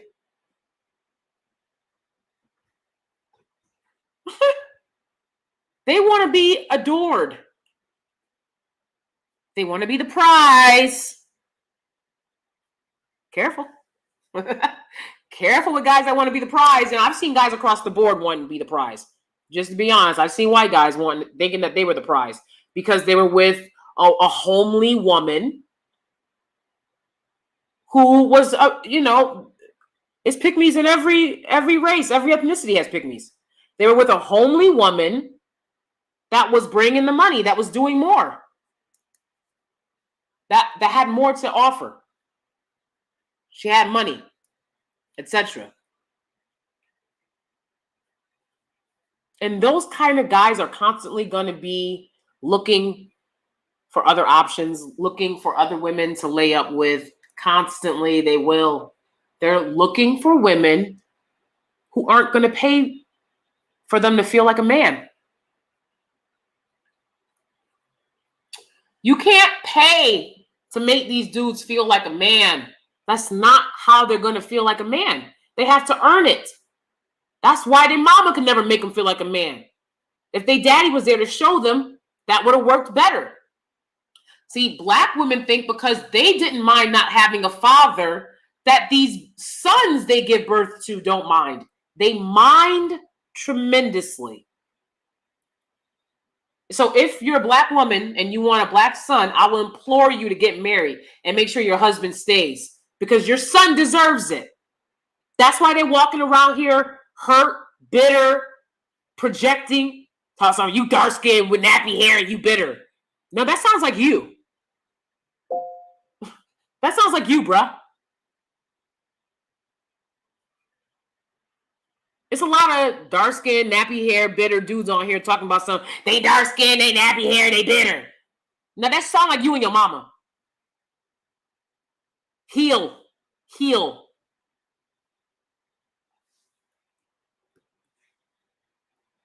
So, yeah, you guys know how I feel about that. It is what it is. I don't believe that women should buy expensive gifts for boyfriends, period. And what's expensive? For me, I'm going to say more than $200, $300. Okay?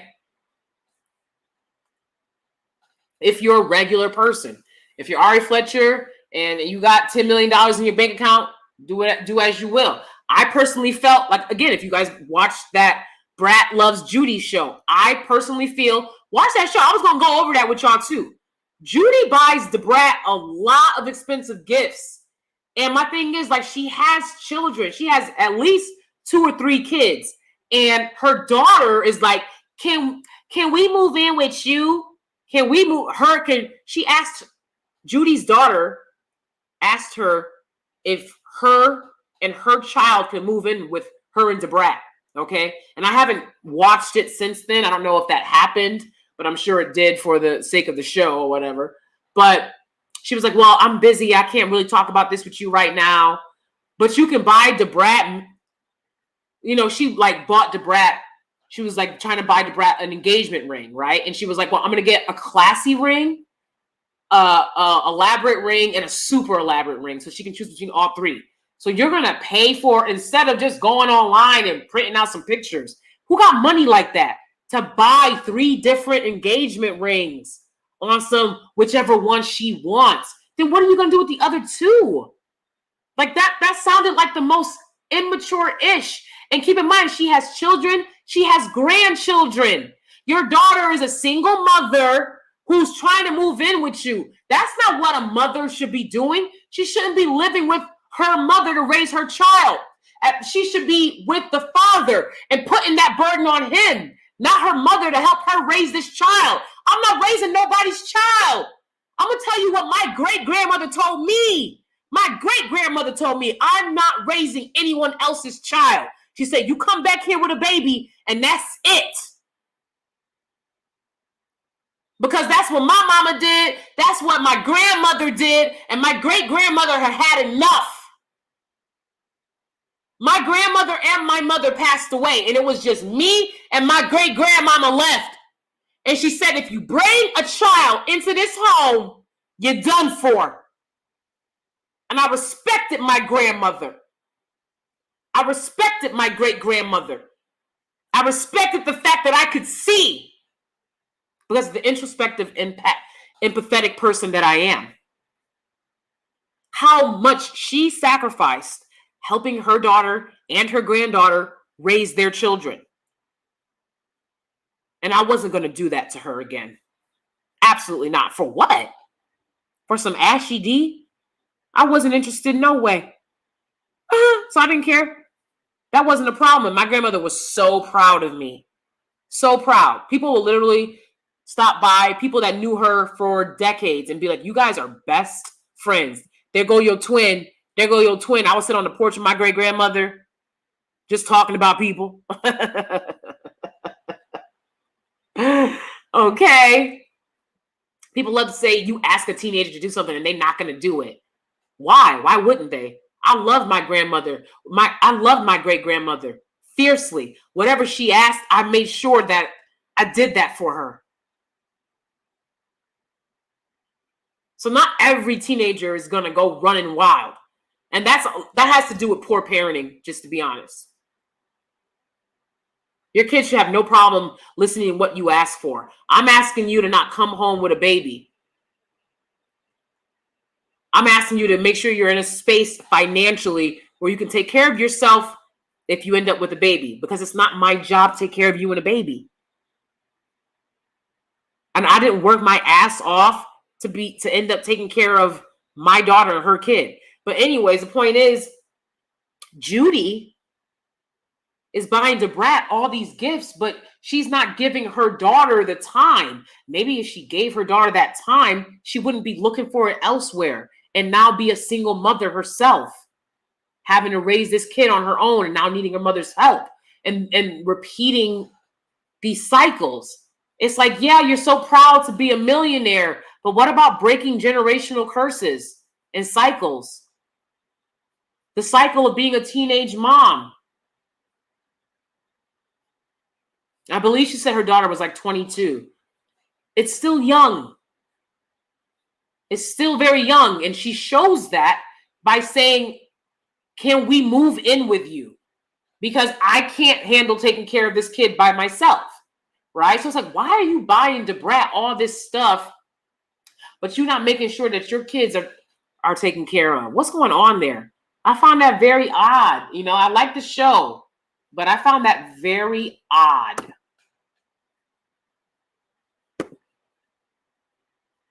Yeah.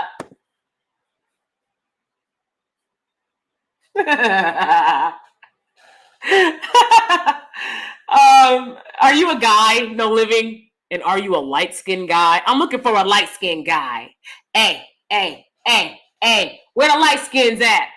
Damn. No, you know what? Light-skinned guys, they're just, you know, they're from a different planet as far as I'm concerned. I've never had a full conversation with one. Straight up. I don't know what it is, but, you know, maybe they're colorists too. You know, I don't know.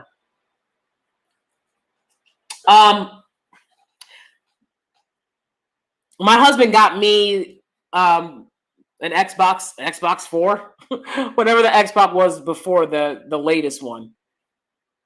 And he got it for me during the pandemic so that I could game, so that I, you know, had something to do because I couldn't work because the schools were closed. And I teach theater and I do theater and the theaters were closed. Anyways, now I'm a bit of a gamer and we're trying to get our hands on a PS5. So I have an Xbox, but I want a PS5 now. And my husband's buying that for me because when he was growing up, he played video games. And he was like, I want you to get interested in it. And it took a while. I wasn't like, woohoo, video games. You know, I always thought video games were trivial. Wasn't something I was interested in. I could never, you know, I was a button masher. I didn't know what I was doing. But when things got rough in Street Fighter, I was like, I'll mash those buttons for my life. Mortal Kombat, you know, and then Meg Thee Stallion kind of got me back into like playing Mortal Kombat, you know, because she reminded me like it's a fun game. Anyways, now I'm a gamer. I'm looking for a PS5. But the point is, my husband's buying me a PS5. As soon as we can find one, my husband's buying me a PS5. I don't have to buy one for him because he doesn't game. He doesn't have time. He has to work. You know, I'm always fascinated when I see guys out. I know people have different work schedules and they do different things, of course. You know, my husband has a more traditional work schedule, sun up to sundown. I mean, it's not a 9 to 5, right? He doesn't work 9 to 5. He works 7 to 7, right? But he doesn't game. And he taught me how to game. And he will sit and like watch me game and be like, wow, I'm so happy that you're enjoying this, or like trying to teach me stuff. You know what I'm saying? But like, if you played video games when you were a kid, there's no reason why you should still. I didn't get to play video games when I was a kid because I had a lot of siblings and they wouldn't pass the controller. Okay, I kept saying, pass the controller, pass the controller. They never passed the controller. So I didn't get to play video games when I was growing up. Okay, we didn't really have video games like that anyways. Sometimes we did, sometimes we didn't. But the bottom line is he played video games when he was a kid. So he's not interested in playing them anymore. And that's not true. He's always like, I wish I had time to play, but he doesn't. You know, he doesn't. I've become so good at gaming at this point that I'm actually thinking of starting a Twitch and or some type of gaming channel because I like gaming. It's fun. But yeah, the bottom line is I think that guys need to focus on like, okay, if you got to play video games when you were younger, like there's a lot of things that you should get as a child that a lot of guys don't get. And then they put that burden on the women. That's my point. Right? And that's why women feel the need to overcompensate and buy men gifts. I remember there's this one guy who was hitting on me. Most of these guys know that I'm married when they hit on me. Sometimes they don't, but I'll let them know. Anyways, it was another actor guy that I know, right? That's all I'm telling y'all. Like, I know some beautiful black men. It just is what it is. I know some beautiful black men. All right. I've met them on the acting scene in New York. Anyways, one such guy, he hit on me. You know, I had to curve him because I'm in a relationship. But I was like, props to you for liking black women. I said it. I just got to say, I think it's great how much you like black women and keep it up. I'm in a relationship, but keep it up. You know what I'm saying? But anyways, I remember one time it was like this guy's birthday and the woman he was dating like got him flowers, and it was a black woman because he likes black women. And she got him like a whole bunch of stuff. It was his birthday and he was like so happy about it, you know? And I remember just being kind of confused at that point because my husband is always like, you don't have to get me anything. Like, I got a lot of gifts when I was a kid. Like, and I understand, like, not everybody has that life. Not everybody grows up in the middle class, you know, etc. Right? Not everybody has a privileged experience like that. But it's not my job to make up for what you didn't get when you were a kid. Just like it's not the man's job to make up for what you didn't get when you were a kid, ladies. And that's why I try to let people know. I had to learn that the hard way because been with my husband for over a decade. Going on 12 years next year, okay? It's not his job to make up for the fact that I didn't have a father. Now,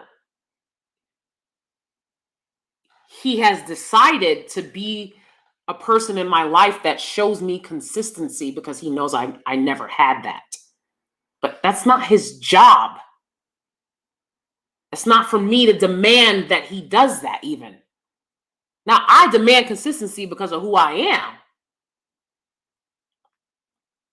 But I can't have it be because I didn't have, the things that I wanted from my parents growing up. It's not your partner's job to make up for what your partners didn't give you.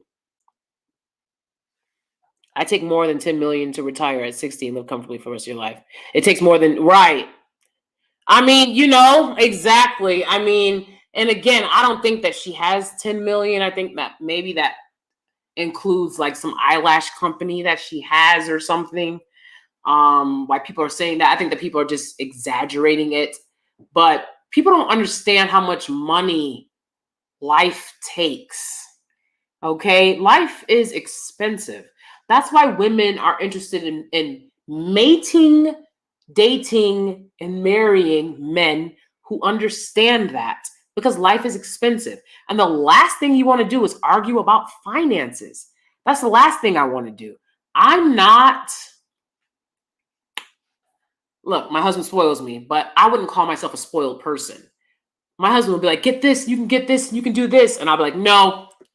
I literally be like, no, I'm not going to do it.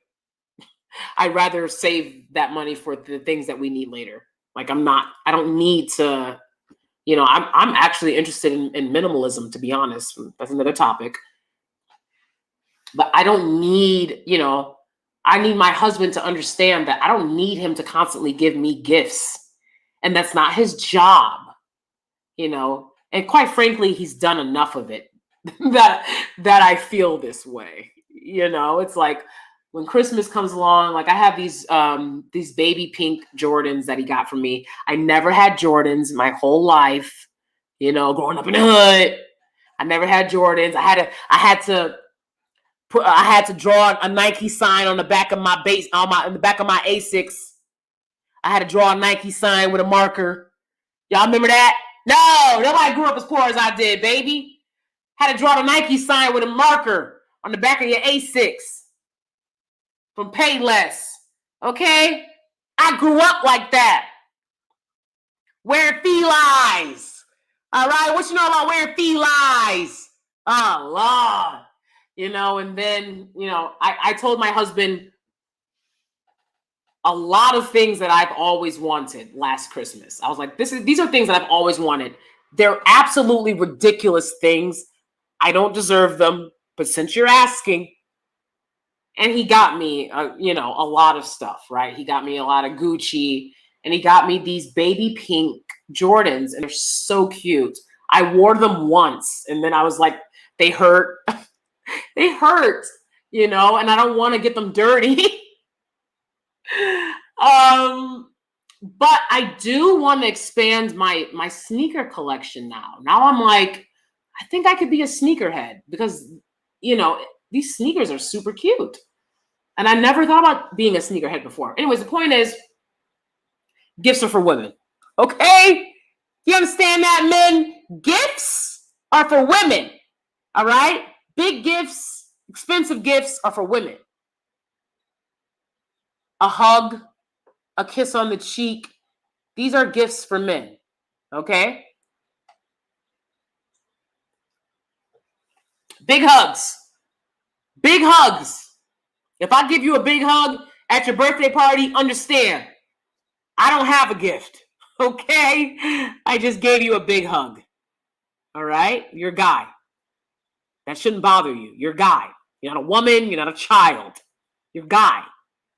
You don't need gifts. Your parents should have gave you gifts when you were younger. If they didn't, that's not the woman's fault or problem. But again, we're in a community where spoiling men is praised. And you're in trouble if that's the dynamic, because the bottom line is it's unnatural, most unnatural, most foul. It is unnatural and foul. And the relationship's not going to work under that type of dynamic.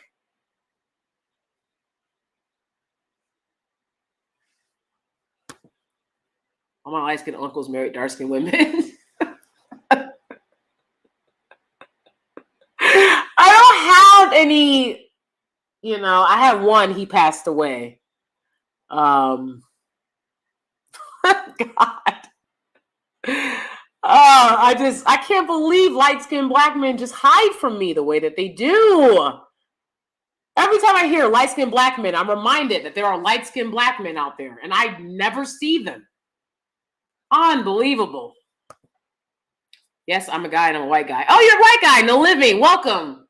Welcome, white guy. Pretty fly for a white guy. Okay. 1, 2, 3. ¿Cuánto? 5, 5, 6. So, welcome, white guy. I'm going to do a video on interracial dating soon, because a lot of people talk about interracial dating and they're not interracially dating. I mean, they're like, I have interracially dated. Again, I've lived with my husband in an interracial hypergamous relationship for 11 plus years. So I think I can help you guys out more than people that talk about it because they went on a few dates. Okay. You know, they say white guys are kinky. That's what they say. You'll have to tune in to my video about it to see what my thoughts are. But,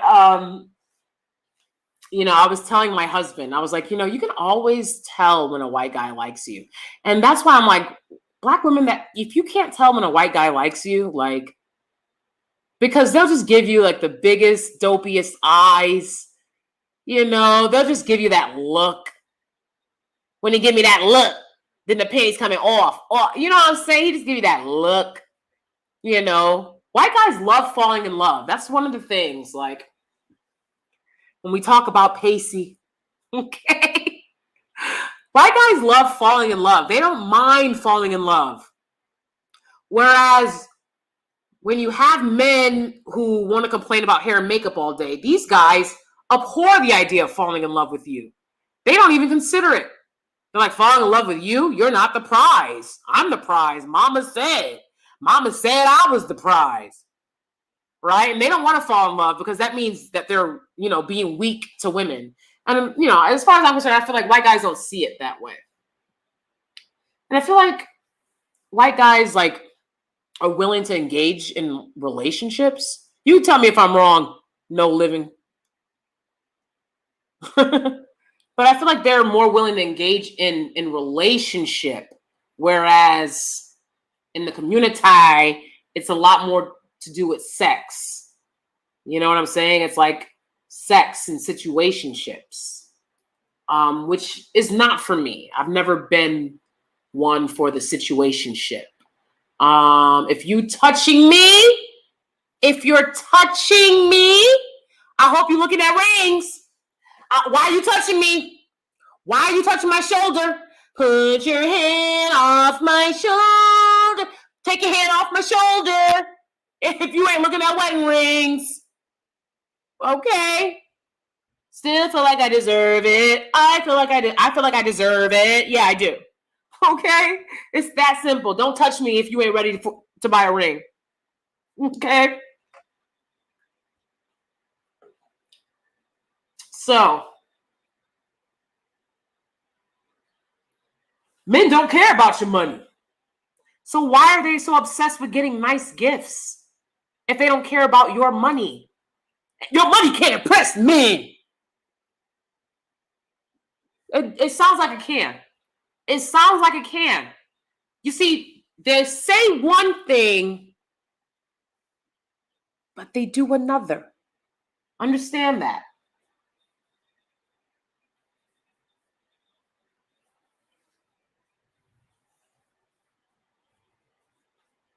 You shack up with these guys for too long without demanding a wedding ring, and you're going to end up, they'll take all of your 20s, ladies. They'll take all of your 20s and your 30s before you get a clue. They don't mind doing that nowadays. Letting you play a wifey role. Because a man can't play a husband role. He either buys you a wedding ring and an engagement ring and provides and protects, or he doesn't. That's not a role you can play. But they'll tell you your contribution as a woman is something that can be played. and you'll play yourself. You'll play yourself shacking up with these dudes for 10, 15 years and letting them walk away scot-free. If you aren't going to demand that he understands that he takes your time seriously, respects you as a woman and what you are giving him, if you're not willing to stand up for that, then don't complain. Then don't complain.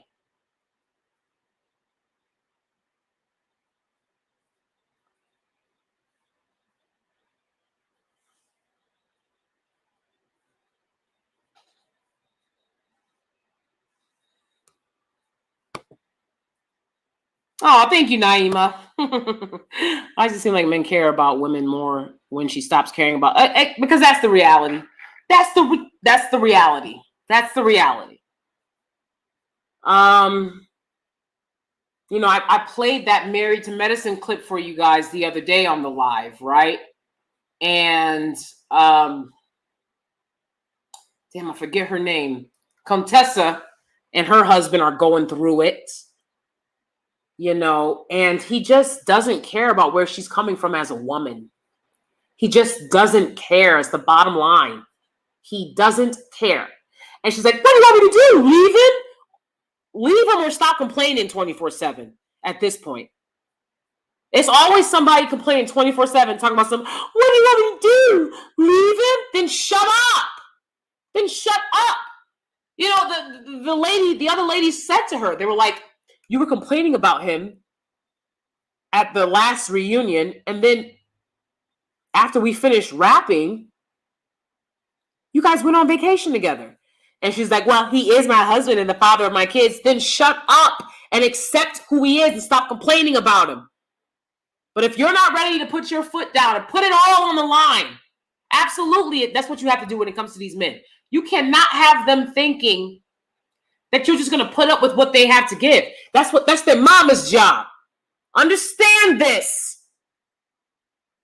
I haven't been with my husband for 11 years for nothing. It's their mama's job to accept them as they are, not yours. All right?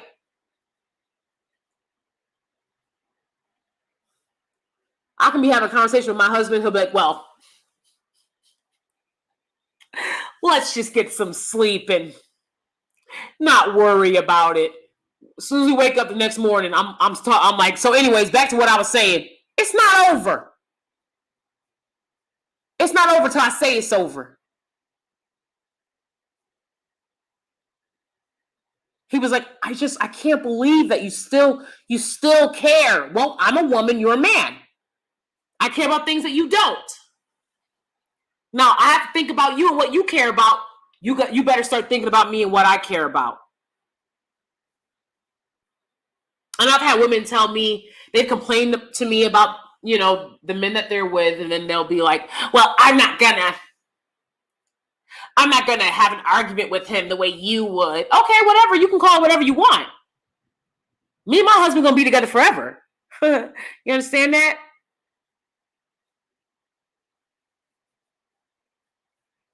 So you can call it whatever you want. But I'm not gonna live with somebody that thinks that they can skip over doing what I'm asking for. And a lot of men think that way. So you either put in the work to make sure they understand it's not going down like that. I'm not your mom's. Okay? She let her coddle you. And a lot of times their mamas won't like you because they can tell. My husband's mother could tell he wasn't about to get away with all he was getting away with under her roof. She could tell. Oh, she was pissed. My husband's, you know, side of the family, Sicilian, she made him the prize. Her two little boys. That's great. He's not my little boy. He is a man. And I'm the woman and I'm the prize. Oh, she couldn't stand it. I know you can't stand it. Especially, see, when these women move in such a way where they let men where they coddle men. They don't want some woman coming along that's not a part of that agenda. Oh, well, he loves it. He loves it. They love it. Okay, he's not interested in he was around a lot of women. He's been around a lot of women.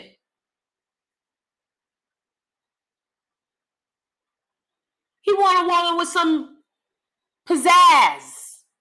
Okay? And these dudes are trying to tell you that you shouldn't have pizzazz? They love it. And you know where they love it the most. Okay? But they love it. I'm only nice ever so often. Okay? I'll be nice, about once a week. Okay? Okay? That's not my concern. Being nice to him, catering to him, he's been catered to. He had a mama. It's not my job.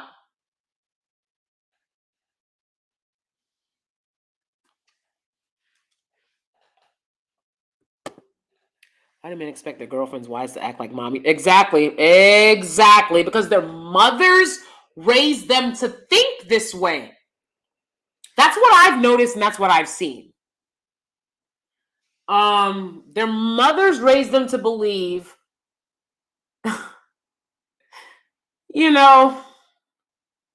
it's sad. It really is, y'all. It really is.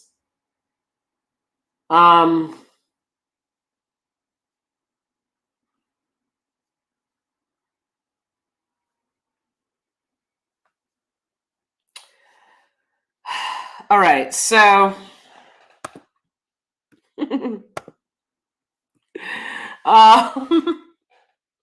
so yeah. Okay, the bottom line is when we talk about resting in our femininity, right? Ari Fletcher, to me, in this moment, is doing the most. It's not even your time yet to do the most. You could have saved that gift for him after y'all got married. You see what I'm saying? Don't give it all away. There's gifts yet. My husband, is like, I could give him a lot of things because I haven't given him a lot of things. So there's still a lot of things yet for me to give. When you give him big gifts like this, it's like, okay, so what you gonna give him next year? A card? What you gonna give him next year? You just gave him 28 acres of land. She's doing the most. And to me, she's overcompensating because I think she's trying to make it clear, again, like I said, that she wants to make it clear to him, like she can be a great wife to him. I think Black women do this a lot. I never was sitting, there was a lot of arguments that I didn't initiate. Right? There's a lot of times where like there could have been an argument and I was like, okay, I'm just not going to make this an argument, right? Before me and my husband got married. See, I would do stuff like that. You see what I'm saying? And to this day, I do that. Like every time you can have an argument doesn't mean that there should be one. I'll do that. But I'm not going to buy you big this and that. Like, no. But again, I don't have that kind of money. I don't have that kind of money. I don't have that luxury.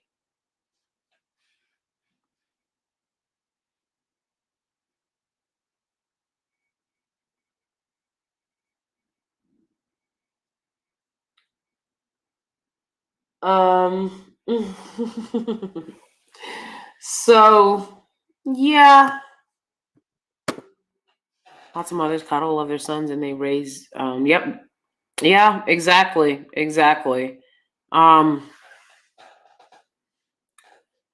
think it's a hard thing for women to accept that their mothers are competing with them or their mothers didn't love them correctly. Because that's where we focus our relationships on. And again, this is why I believe so many Black men are unhealed, is because people focus, when it comes to parenting, a lot, they focus on the same sex parent.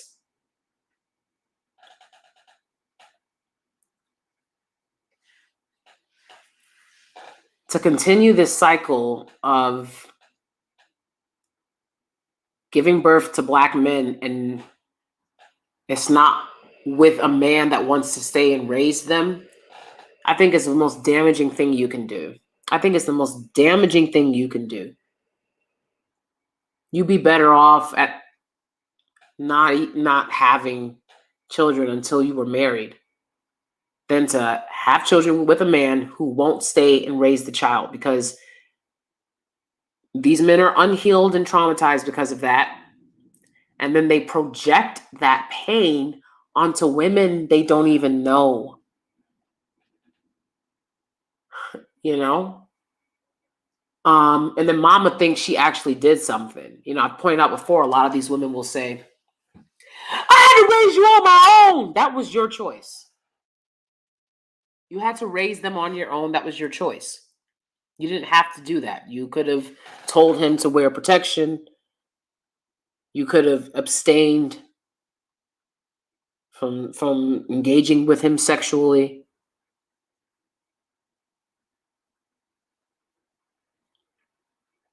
So all this crying, I had to raise you on my own. Okay. You know, and again, as I pointed out earlier, these men don't care that women were also involved, right? That mama, if mama was hard on you, imagine how hard she was on me. They don't care. I told y'all I had one of my deadbeat daddy's alleged children. One of his sons talking about something, I'm the youngest and you should be caring about me. You a grown ass man, bro. You better grow the fuck up. I didn't give birth to your ass. You got a problem about parenting, go take it up with your alleged daddies. This particular estranged sibling that I'm talking about, I haven't had a real conversation with him in over a decade. That's how pissed off and unhealed he is about how he was raised. Growing up without, my mother died when he was very young. Growing up in foster care system with these very abusive black women. And he thinks that he's going to take this shit out on me. It'll be a cold day of hell, bruh. It'll be a cold day of hell. He's one of the little nigglets. Oh, shit. God damn. Woo! I'm going to have to put this video on Patreon now. I've said too much. But when I think about all I sacrificed to help this little nugget-headed ass grow up with something, because I wasn't giving shit, and how he repaid me, he made himself an enemy. And I don't care who you are. If you make yourself an enemy, I'm going to treat you like you're an enemy. And that's what he did. That's what he wanted to do, because he kept projecting his unhealed ass feelings about his life, his childhood. Your childhood has nothing to do with me, bruh. Nothing. I wasn't an abusive sibling. Nothing like that. I understand people grow up with abusive siblings and they want to hold them accountable. I was not an abusive sibling. I was a sibling that gave. And this little nugget head ass gonna come over to my channel talking about she's schizophrenic. When, bruh, you're probably schizophrenic. That's why you can't have a real conversation with somebody. And like I said, I'm waiting for him to come back over and say something so that I can do an expose on his unhealed ass, because you'll give me a reason. I think it's sick how they project.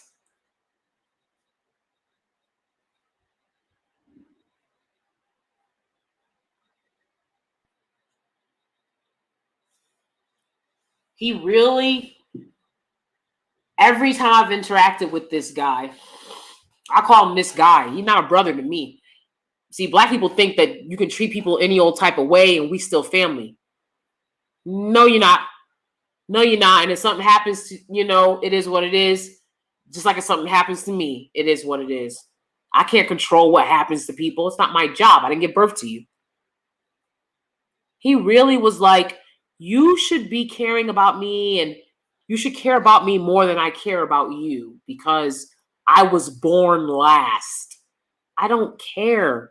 I didn't give birth to you. I didn't choose for you to be here at all. So like I said, I've never been in some type of romantic relationship that would make me hate any type of men. My romantic relationships have been just swell. But I've also never said disparaging things about Black men because my brothers were Black. And I wanted to always contribute to uplifting them. And then they gave me their ass to kiss. And I will talk about it every video that I want to talk about it on. Because they thought that they were going to come over here and intimidate me. That's why I keep telling y'all trolls. Y'all trolls don't mean nothing to me. You could be a scorned YouTuber that thinks I give a... You could be one of my raggedy ass estranged relatives. I don't give a fuck who you are.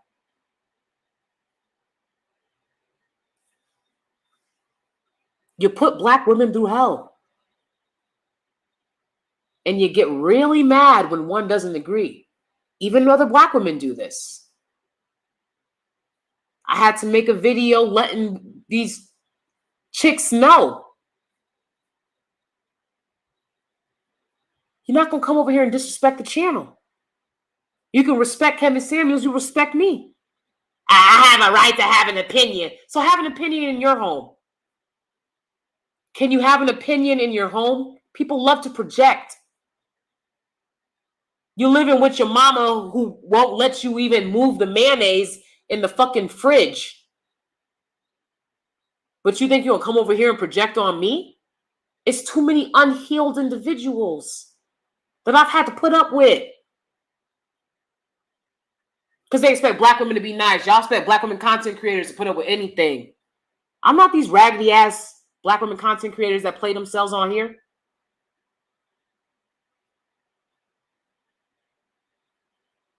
I just do this shit once a month. It don't faze me. This shit don't pay no bills.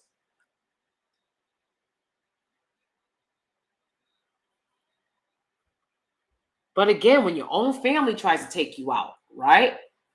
And it's because I've always divested against this notion that I should be sacrificing my happiness for someone else. Automatically, you're not doing what Black women should do. Okay, that's fine. Because what y'all celebrate, Black women buying gifts, Black women doing all the work, Black women being single mothers, Black women not asking men, not demanding that men marry them before they give birth to their children. What y'all normalize, I'm not interested in.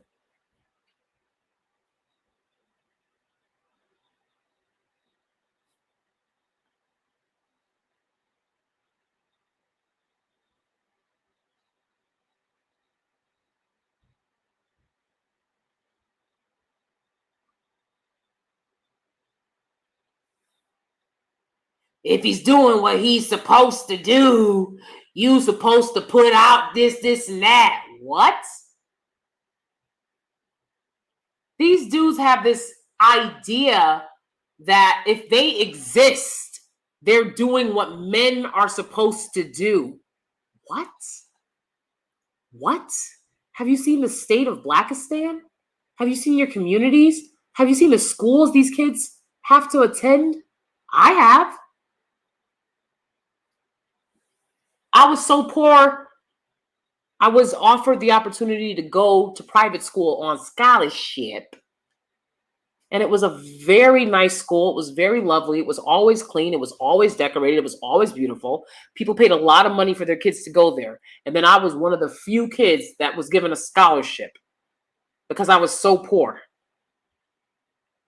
So I grew up attending very beautiful schools. And then I'm in New York in these schools where they are majority black and brown kids. And the schools are atrocious. They're dirty. The books are old. There's no AC. The teachers don't respect the kids. The teachers don't demand that the kids have a notebook. They'll let them sit in class writing nothing, and they'll pass them. And what are they going to say to these kids when these kids grow up and they go out and they're trying to get a job and nobody will hire them because they have no skills? They don't care about that. They don't want to be bothered. They want their numbers to look good. So black and brown kids are living in these conditions. Look at the black Haitian kids and how they're being treated currently. If he's doing what he's supposed to do y'all even know what that is? Do y'all know what it is to do what you're supposed to do? How can you know, right? Of course, you can't talk about what a man can do because you're not a man, but they can sit and talk about what women are supposed to do 24/7.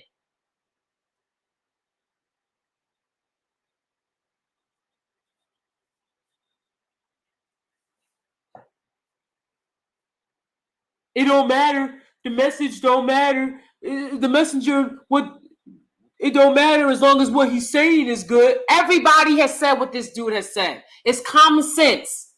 He said a lot of things that are common sense. Men like women that are fit, generally. Okay. You're not accounting for all the wide bellies that men are walking around with. A wide belly is going to get a wide belly. It's that simple. You got dudes. You ever been to Clubhouse and look at the pictures of these dudes? I'm sorry. Waistlines out of control. They're not snatched. But want to talk about what black women are doing or what black women are lacking?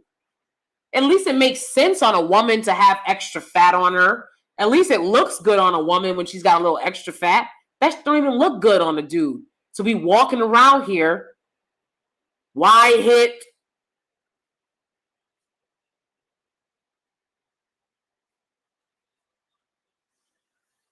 big old booties. These dudes got some big butts. Okay. It don't even make sense on a man. The woman's body wants to attain fat. A man's body doesn't want to attain fat. And y'all had the same waistline as a woman. What are you talking about? But they pretend like that's not happening because the image that's put out is always the rappers and the basketball players. Y'all are not rappers and basketball players.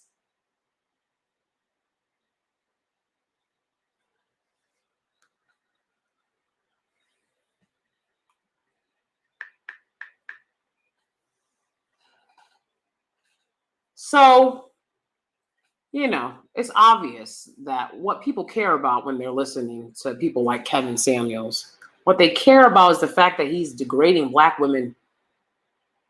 That matters to them. That intrigues them. They love that. They want to play it for their mom who sits in the kitchen talking about the man she deserves 24/7. But they can't. Because mama said knock you out. And mama will knock you out. So they know they can't say it to mama. So they come online and say it to strangers.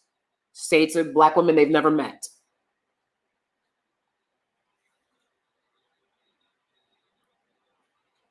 What they like about the message of women doing more for men coming out of Kevin Samuels is that he hates black women in the process.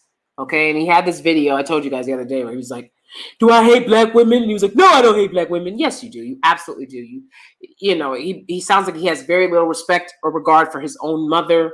He had zero to no respect for the women he was married to. So I'm going to assume they were black based on things that he said. based on how intimately and well he knows black women. That means you didn't take care of those black women. Didn't take care of your black daughter, allegedly. Somebody that's just getting money at 50. The places I've been, okay, places I've been going to since my 20s. He's just now getting in.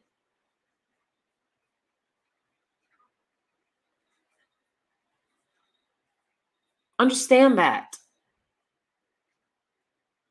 I'm not taking advice from somebody that could just get into spots, that could just start vacationing in places I've already been since I was in my 20s. I'm not going to look up to that. That doesn't mean anything to me. But of course, these guys look up to it because what do they have? Nothing.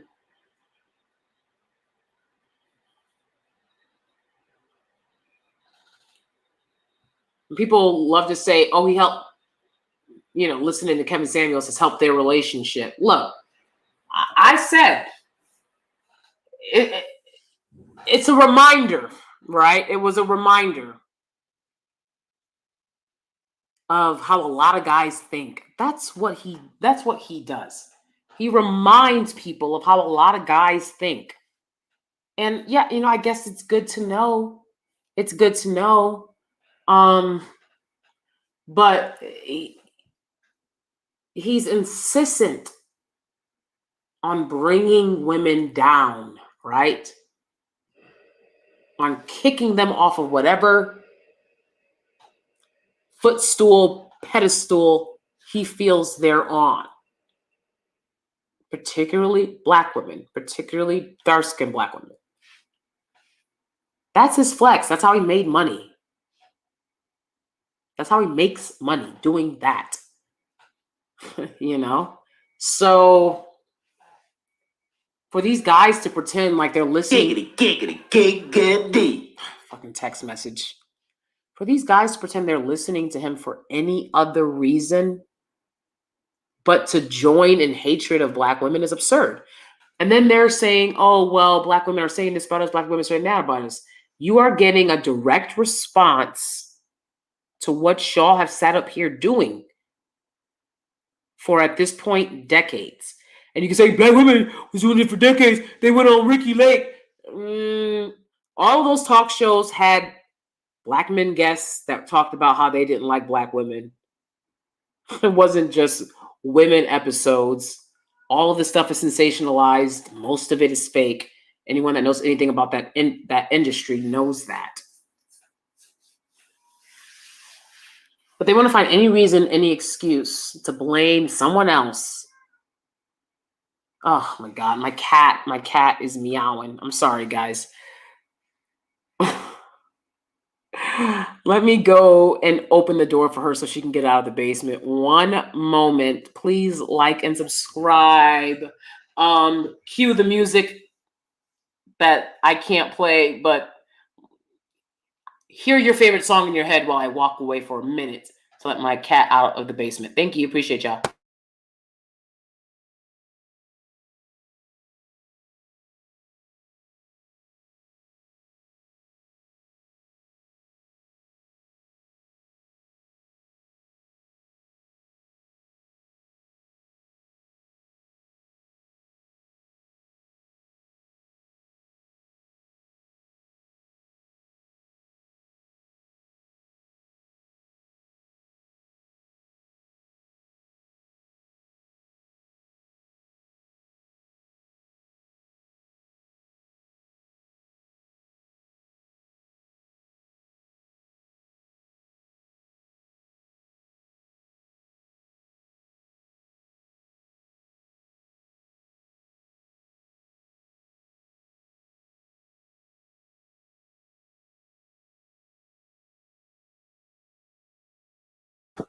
Okay, thank you guys for waiting. I appreciate you.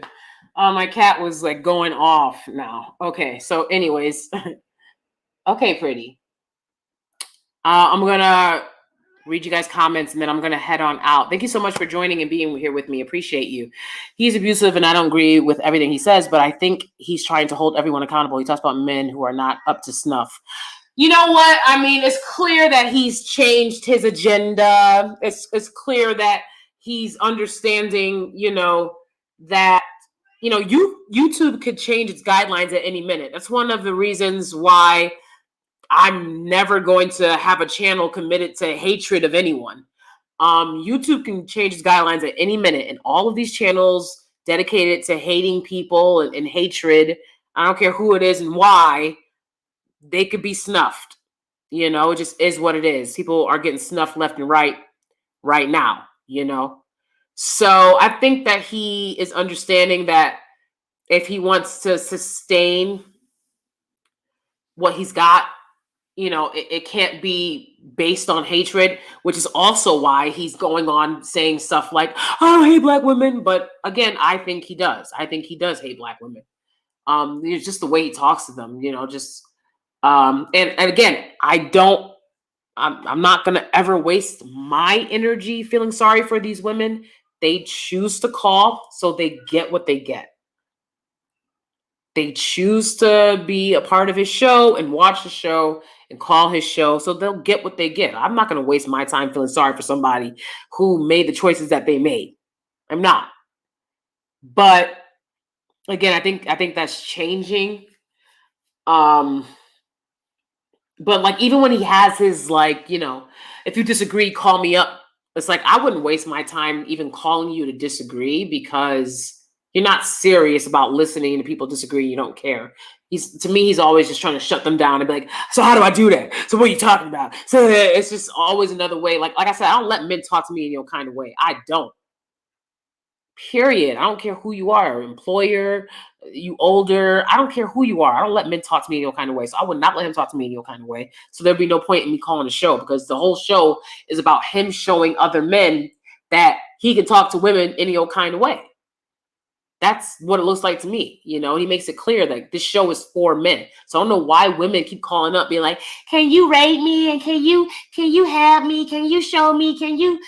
I'm going to show you I'm a different woman. He explicitly tells y'all the show is for men, and he will do anything to retain a male audience. They give him a lot of money to say the things that he says. So for women to call up and think that they're going to prove to be the perfect pick-me for him, and it never happens. It never happens. They never prove to be the perfect pick-me. Never. He always ends up being snappy as hell, like he doesn't care. And to me, like, what kind of energy is that for somebody old enough to be your daddy?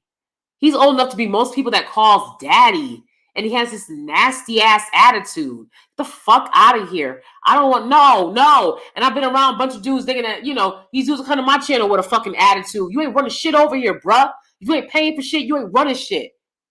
He's rude as hell. But again, it's not my problem. Like, I'm not like, hey, you better treat those women right. I don't know who those women is. That's their problem. I got to take care of me. If they want to go over there and play a fool, then let them. Terrible. Some of these guys out here have bigger boobs.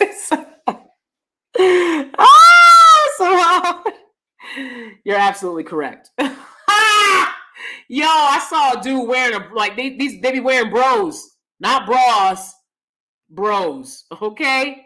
They be wearing bros. Pathy and Pixie, I missed your comment here. Let me go back to it. Okay.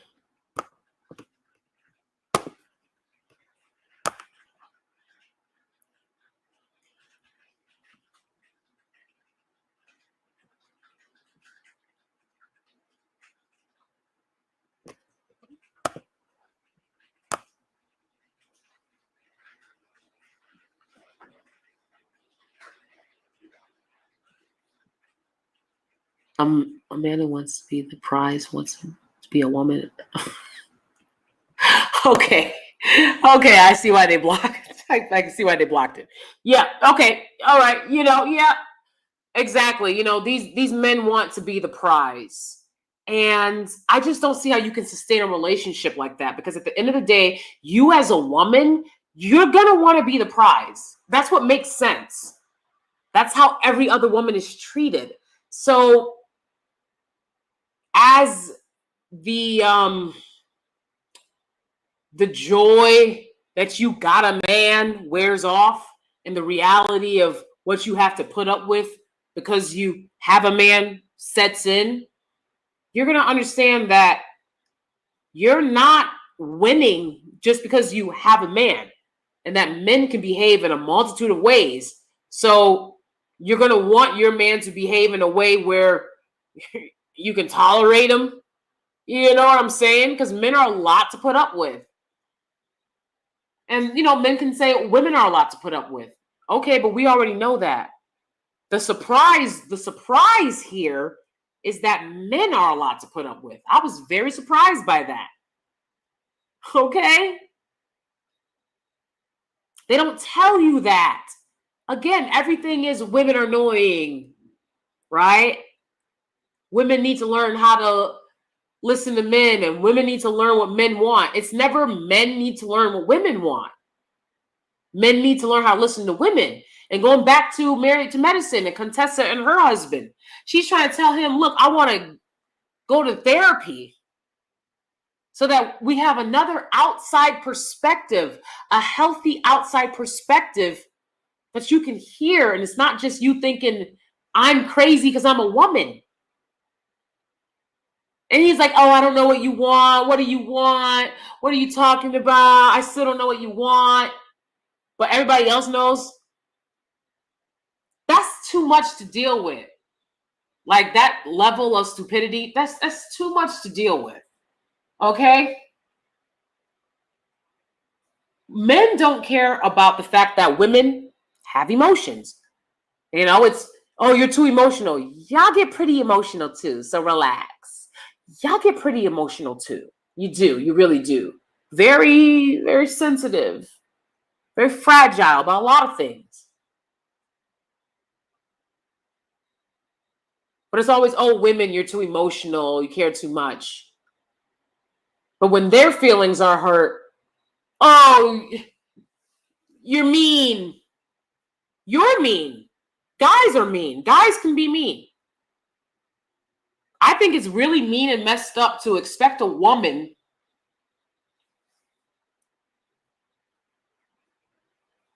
to cater to you, to make you happy, but you don't intend to make her happy. And it's the same thing I see with toxic, Black women that have come over to my channel and been like, oh, I want to be able to say whatever I want. Then go say it at your mama's place. You ain't gonna be able to say it here. This is my channel. It's my channel. I got something. I'm running this.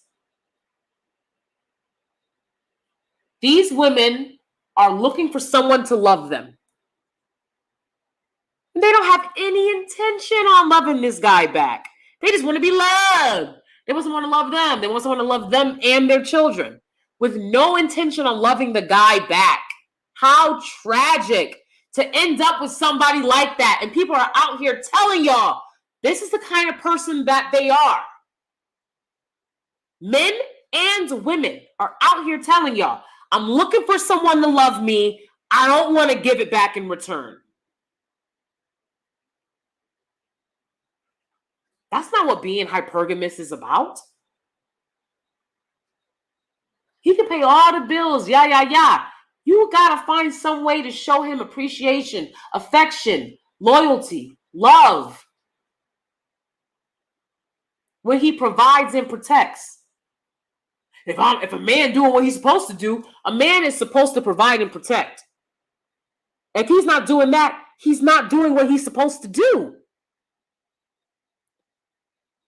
If he's looking for a woman, and I mean even just looking for a woman. Look, if you're a guy that decide, hey, I don't want to date, I'm not interested, I'd rather just sit and chill, be by myself, great. Once you start looking for a woman to join you in life, you better be making sure that you can protect her, that you can provide for her. It's that simple. And I'm not talking about, paying all somebody's bills and buying them Birkin bags. These guys always think somebody's talking about Birkin bags. And what are you talking about? Most people work. Most people want to work. But if you're looking to be laying down with a woman raw and you want to do everything raw, you want her to have your kids, then you better be ready to be a provider. No? And they don't want to do that work. And then these women want an amazing man that's a provider, a protector, and they don't even want to have compassion, have loyalty.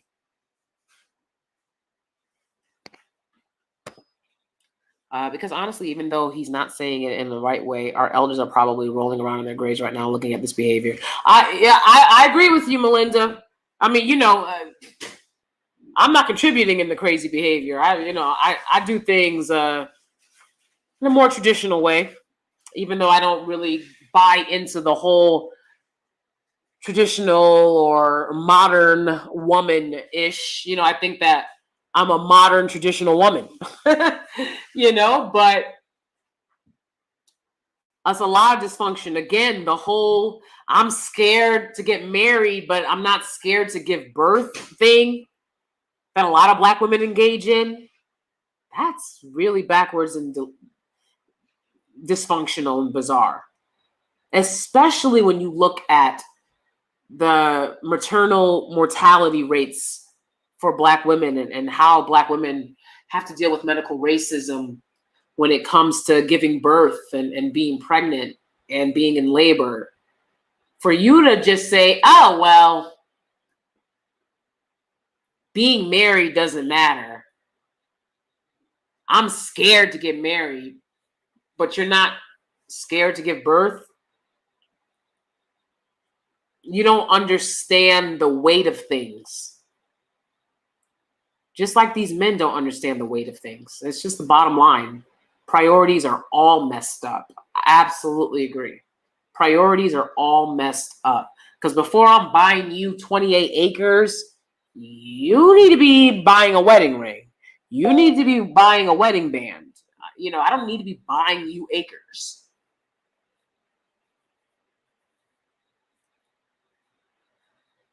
Men don't care about basic stuff. Everybody's throwing marriage out the window, just being like, okay, well, it is what it is. It doesn't matter. Like I said, if it doesn't matter to you, fine. Don't drag down your family members that are trying to break generational curses and trauma and do the right things with their lives. Don't drag them down and try to burden them, try to make them feel sorry for you, try to make them feel like they're responsible for you allowing a man to bust it raw. Stop all that dysfunction, at least, you know? And that's what I try to do. Like I said, you know, it's women that haven't liked it, but it is what it is. I got to call out all the dysfunction.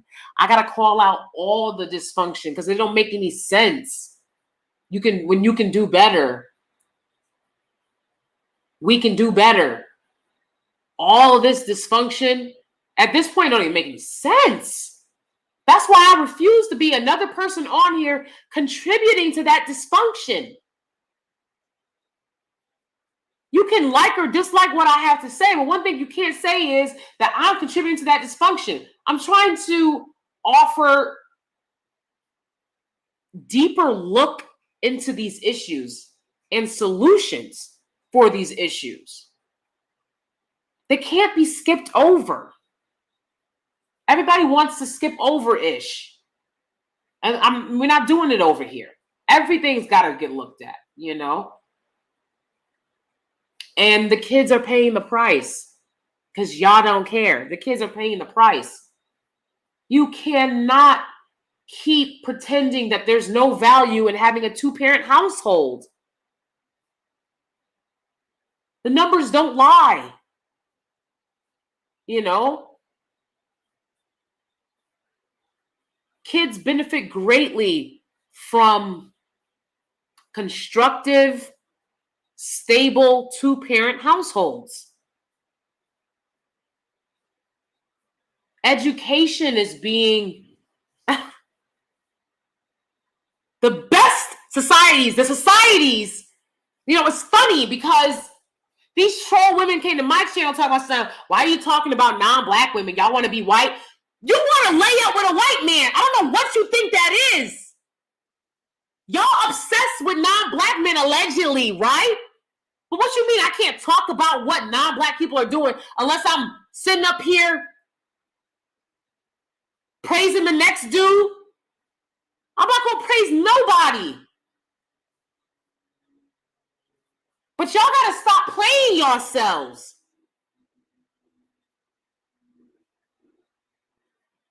You live in America. It's a majority white nation.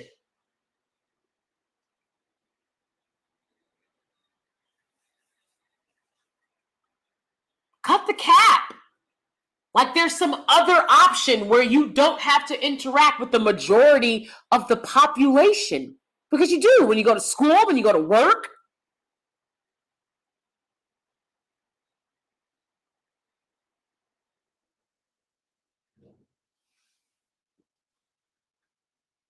Y'all just want to hear what y'all want to hear.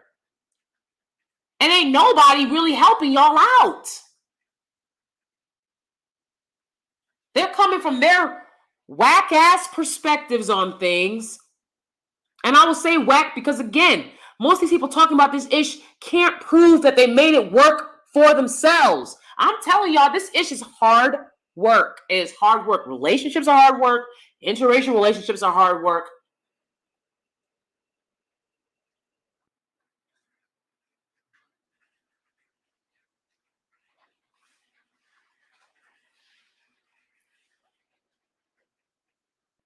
But you're so interested in being with the men that build.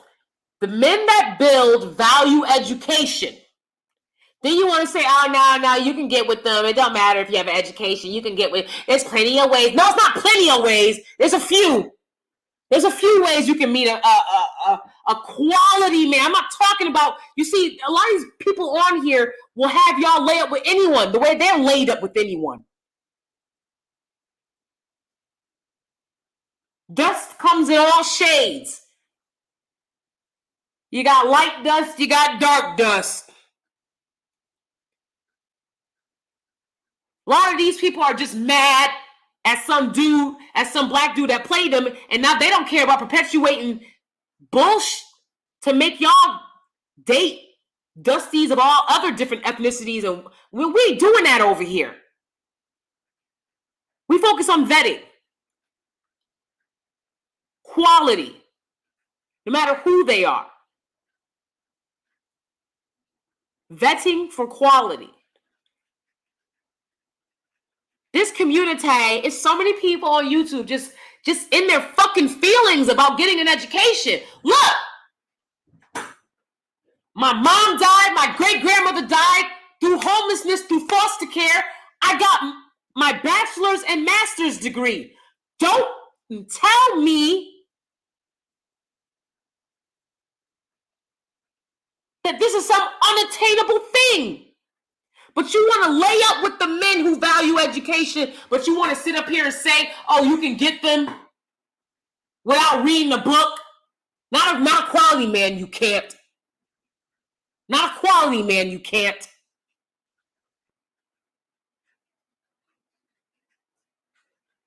They're telling y'all not to value education. But then you wonder why nothing is improving. It starts with education. If you can get through school, you will learn critical thinking skills, which is something the community knows nothing about. Nothing about. Critical thinking. Critical thinking will help you understand how to vet better, how to choose better men, how to make better choices in life. You don't have to go to school. What kind of is that to say? To a people who need to take their ass to school. I'm telling y'all, there are states that offer free college education at this point. Take it. Whether you're a man or woman, whoever you are. If you're poor enough, you can go to college for free. I was dirt poor, at 18, literally aging out of the foster care system, and I had to pay for college. They didn't offer it for free when I was coming up. I'll tell you before and I'll tell you again, and I'll continue to tell you. Anybody that tells you that education doesn't matter doesn't give a damn about you. I'm not telling you to spend your life in school. I'm not telling you you have to go to grad school. I'm not telling you you have to go to college. I'm telling you, look into it. Look into it. And if you don't know what you want to do with your life, go to college. A lot of people go to college because they don't know what they want to do with their life. Because if you're poor, you can go for free. So it don't make no sense not to. So y'all want to lay up and be chosen by people from communities that value education, but y'all want to say, oh, fuck education. You don't need that. All you got to do is be a bad bitch. Fuck out of here, man. That's some clown shit. Get an education. And then maybe you'll be a lot less stigmatized. I notice a lot of women, you have to keep it 100. When we talk about the tragic situation at the border right now with the Haitians,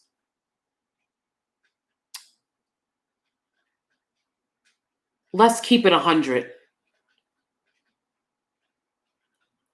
People have grossly underestimated America's response to Blackness. So much so that they can look at Black Americans and say, look at you guys. You've been here all this time and you're still subjugated under whiteness. You must be losers.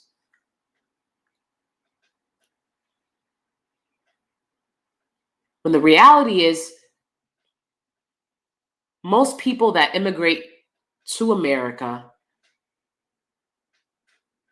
are at the top of the societies that they're coming from.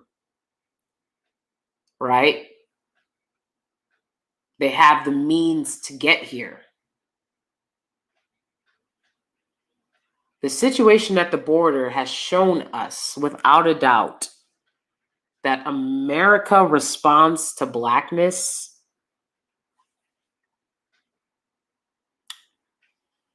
that isn't protected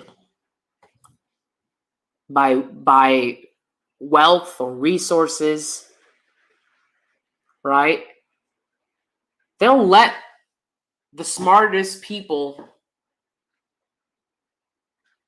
they'll let doctors and engineers come here throughout the African diaspora. But they saw those Haitian immigrants the way that they see a lot of poor Black Americans. And that is, you're poor, you're vulnerable, no one's going to protect you, and we can do what we want. What we're seeing is that, without a doubt, it's not as easy to be Black in America as people have wanted to try to pretend that it is. It's a nice little game that people played for a long time there. But understand that that is a general response to poor Black people.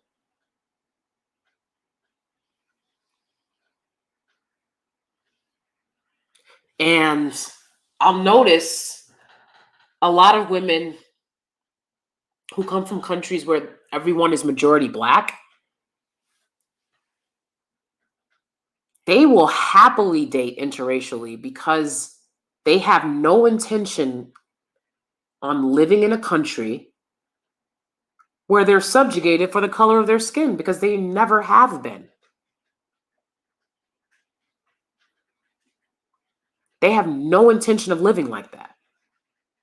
So they happily, you'll see it with women, not just in the African diaspora, you see it with women all over. Internationally, all over the globe, no matter where women come from. They date white guys, right? Because that's who's running things here.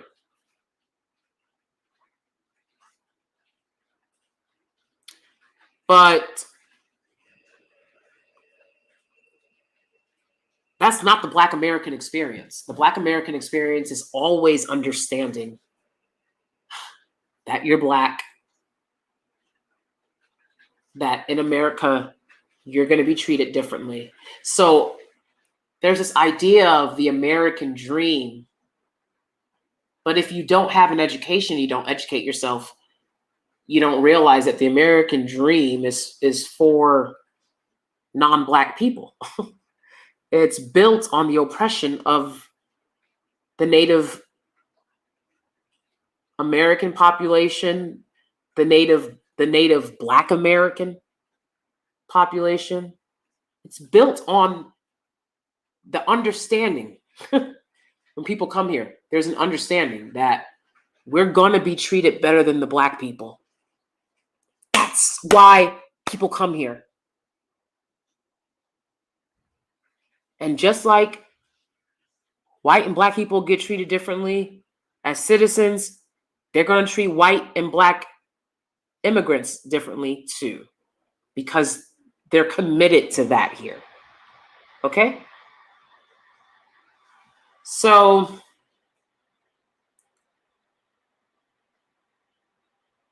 there are women who, to me, I feel like have a hateful message about Blackness. And they're trying to say it's Black men, but really they feel this way about Blackness in general in America. Like, oh, why are you guys subjugated? Why are you like this? Well, bring y'all asses over in large groups, being poor, and see how you get treated. That's how it happens, and it just is what it is. I go jogging every morning with my husband, and people will come out of their house to look because they, were at their window and saw my Black behind running.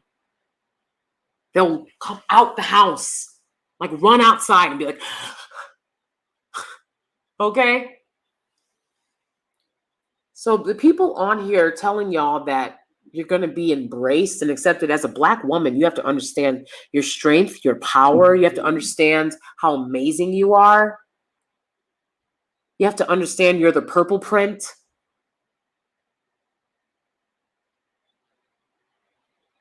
You're the origines of this world. And that it's going to be a hard road.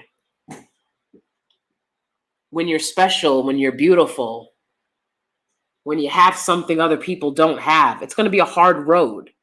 And people are trying to convince you guys that you can jump over to the fence where they value education. You don't value education because you just had to be a bad bitch, but they value education, but you can just come on over there and they're going to accept you and they're going to embrace you and they're going to love you. Okay. I mean, it's a good little lie. Like I said, they don't want to hear the truth. I've been in an interracial relationship. I've attended PWIs my entire life. My entire life. After I got my nails done today, I saw a group of young people leaving a high school. It was 3 white guys and a Black girl. Okay? And it reminded me of myself. I had a lot of white guy friends growing up, I thought we had similar sense of humor. And, Black guys don't like Black women with personality. Let's be clear. That's obvious. Black guys don't like Black women with personality, okay? They don't like women with personality. They don't like Black women with personality. That's why you have to always pretend to be cool and sexy and talk like this. I guess I don't know where Drake at. Where Drake. You always got to have that goddamn whisper voice that sounds like you just woke up, right? I don't know. I guess I'm just gonna, you don't never know nothing. You always guessing. You just gonna do this and that, right? Where you coming at? You coming over? You're right. You gotta behave a certain way. They don't like my attitude. And I sit up in here defending them, teaching them about the history they don't even know about themselves. They don't like my attitude because I have a different attitude than most of the bitches that'll sit there trying to get their approval.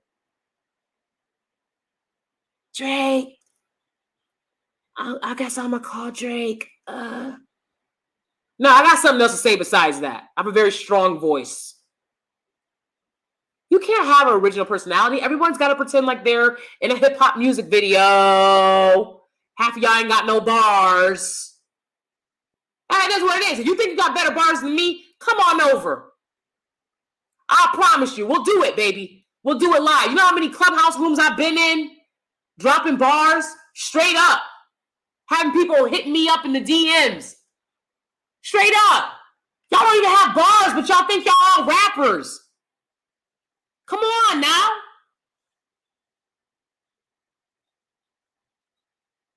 They don't take personality. You got to be sitting up there, whatever you want, whatever you like. Get out of here.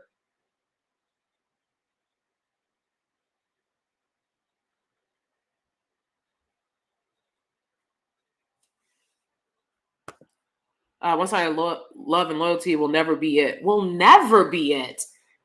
Romantic relationships, platonic relationships, family of origin relationships. I don't care what it is. If you let people use you, they will. That's why I let people use me. You want to call me mean? I'll be that. I'll be mean before I let you sit up here and think you're going to play mean. That's not a problem for me. You got to protect yourself. Especially when you know how important and amazing you are. Protect yourself. Jake Smith, long time no see. Good to see you, Jake Smith. Yes. Jake gets it. Jake gets it. All right. And guess what? Most of those guys have been on this channel. Okay. It just is what it is.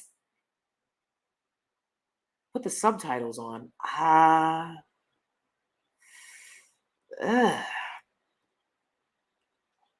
Are you guys having a hard time hearing me? Let me try to do that. Because I've seen the option. Subtitles. I might be able to do it later. I don't know if I'll be able to do it now. I don't know if it's going to allow me to do it now. Let's see.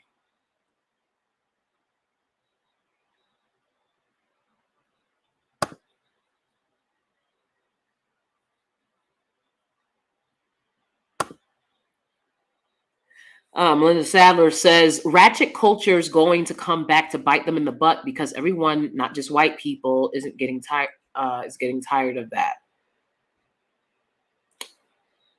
Yeah, you know, I feel like, honestly, unless you're being paid to be ratchet, you better try to get your life together. You know what I'm saying? Like, it's a lot of people running around raggedy and ratchet, and it's like, you're not getting rewarded for that. You know?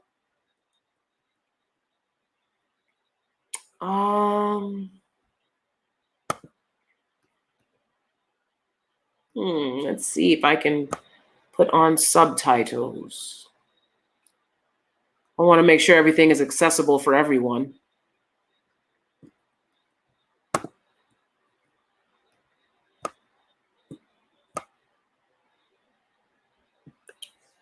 Let me try to do it after the video processes, Makita.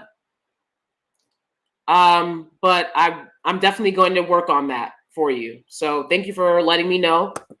I never knew if anyone would actually benefit or needed that, but I'm definitely going to work on it. Too many guys like the dizzy sounding women. Of course.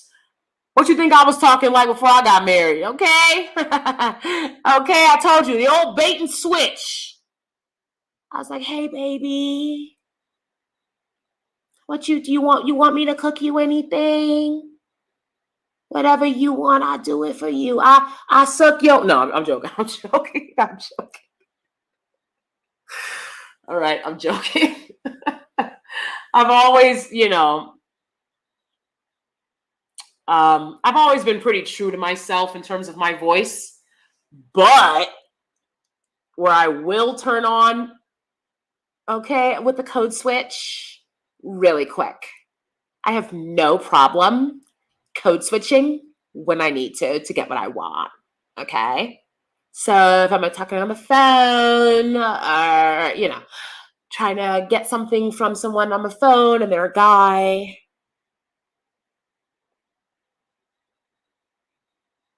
I'll give them that voice they're looking for. That's totally fine, right? Because I'm going to get what I want, right? But I'm not going to talk in that goddamn sleepy voice for nothing. Okay? I need something on it. Women do way too much for men. It's really nice. I'm really nice until I'm given reason. Okay? Okay, it is what it is. You got to protect yourself. There'll be times where I've interacted with a guy and then I realized, like, whoa, this guy is toxic, kind of scary, like something's off, right? And I've been like talking to him and then be like, whoa, right? In the past, before I was married, okay? Anyways, immediately I stop. Immediately. And let them know what's up. What's up? What's up? You ain't about to play me. I will protect myself, okay? And there's nothing wrong with that. Save your beauty, your love, your grace, your softness. Save it for the people that matter. Too many women waste their softness on a guy that didn't deserve it. And then they don't have that softness when a good guy comes along. Understand this, ladies. Right? Save your softness for the people it matters for. Okay? Thank you guys so much for being here. We're 3 hours in. Wow, I'm gonna get going. Thank you so much for being here again. I appreciate you guys. Make sure you like and subscribe, and I'll see you guys soon. Mwah!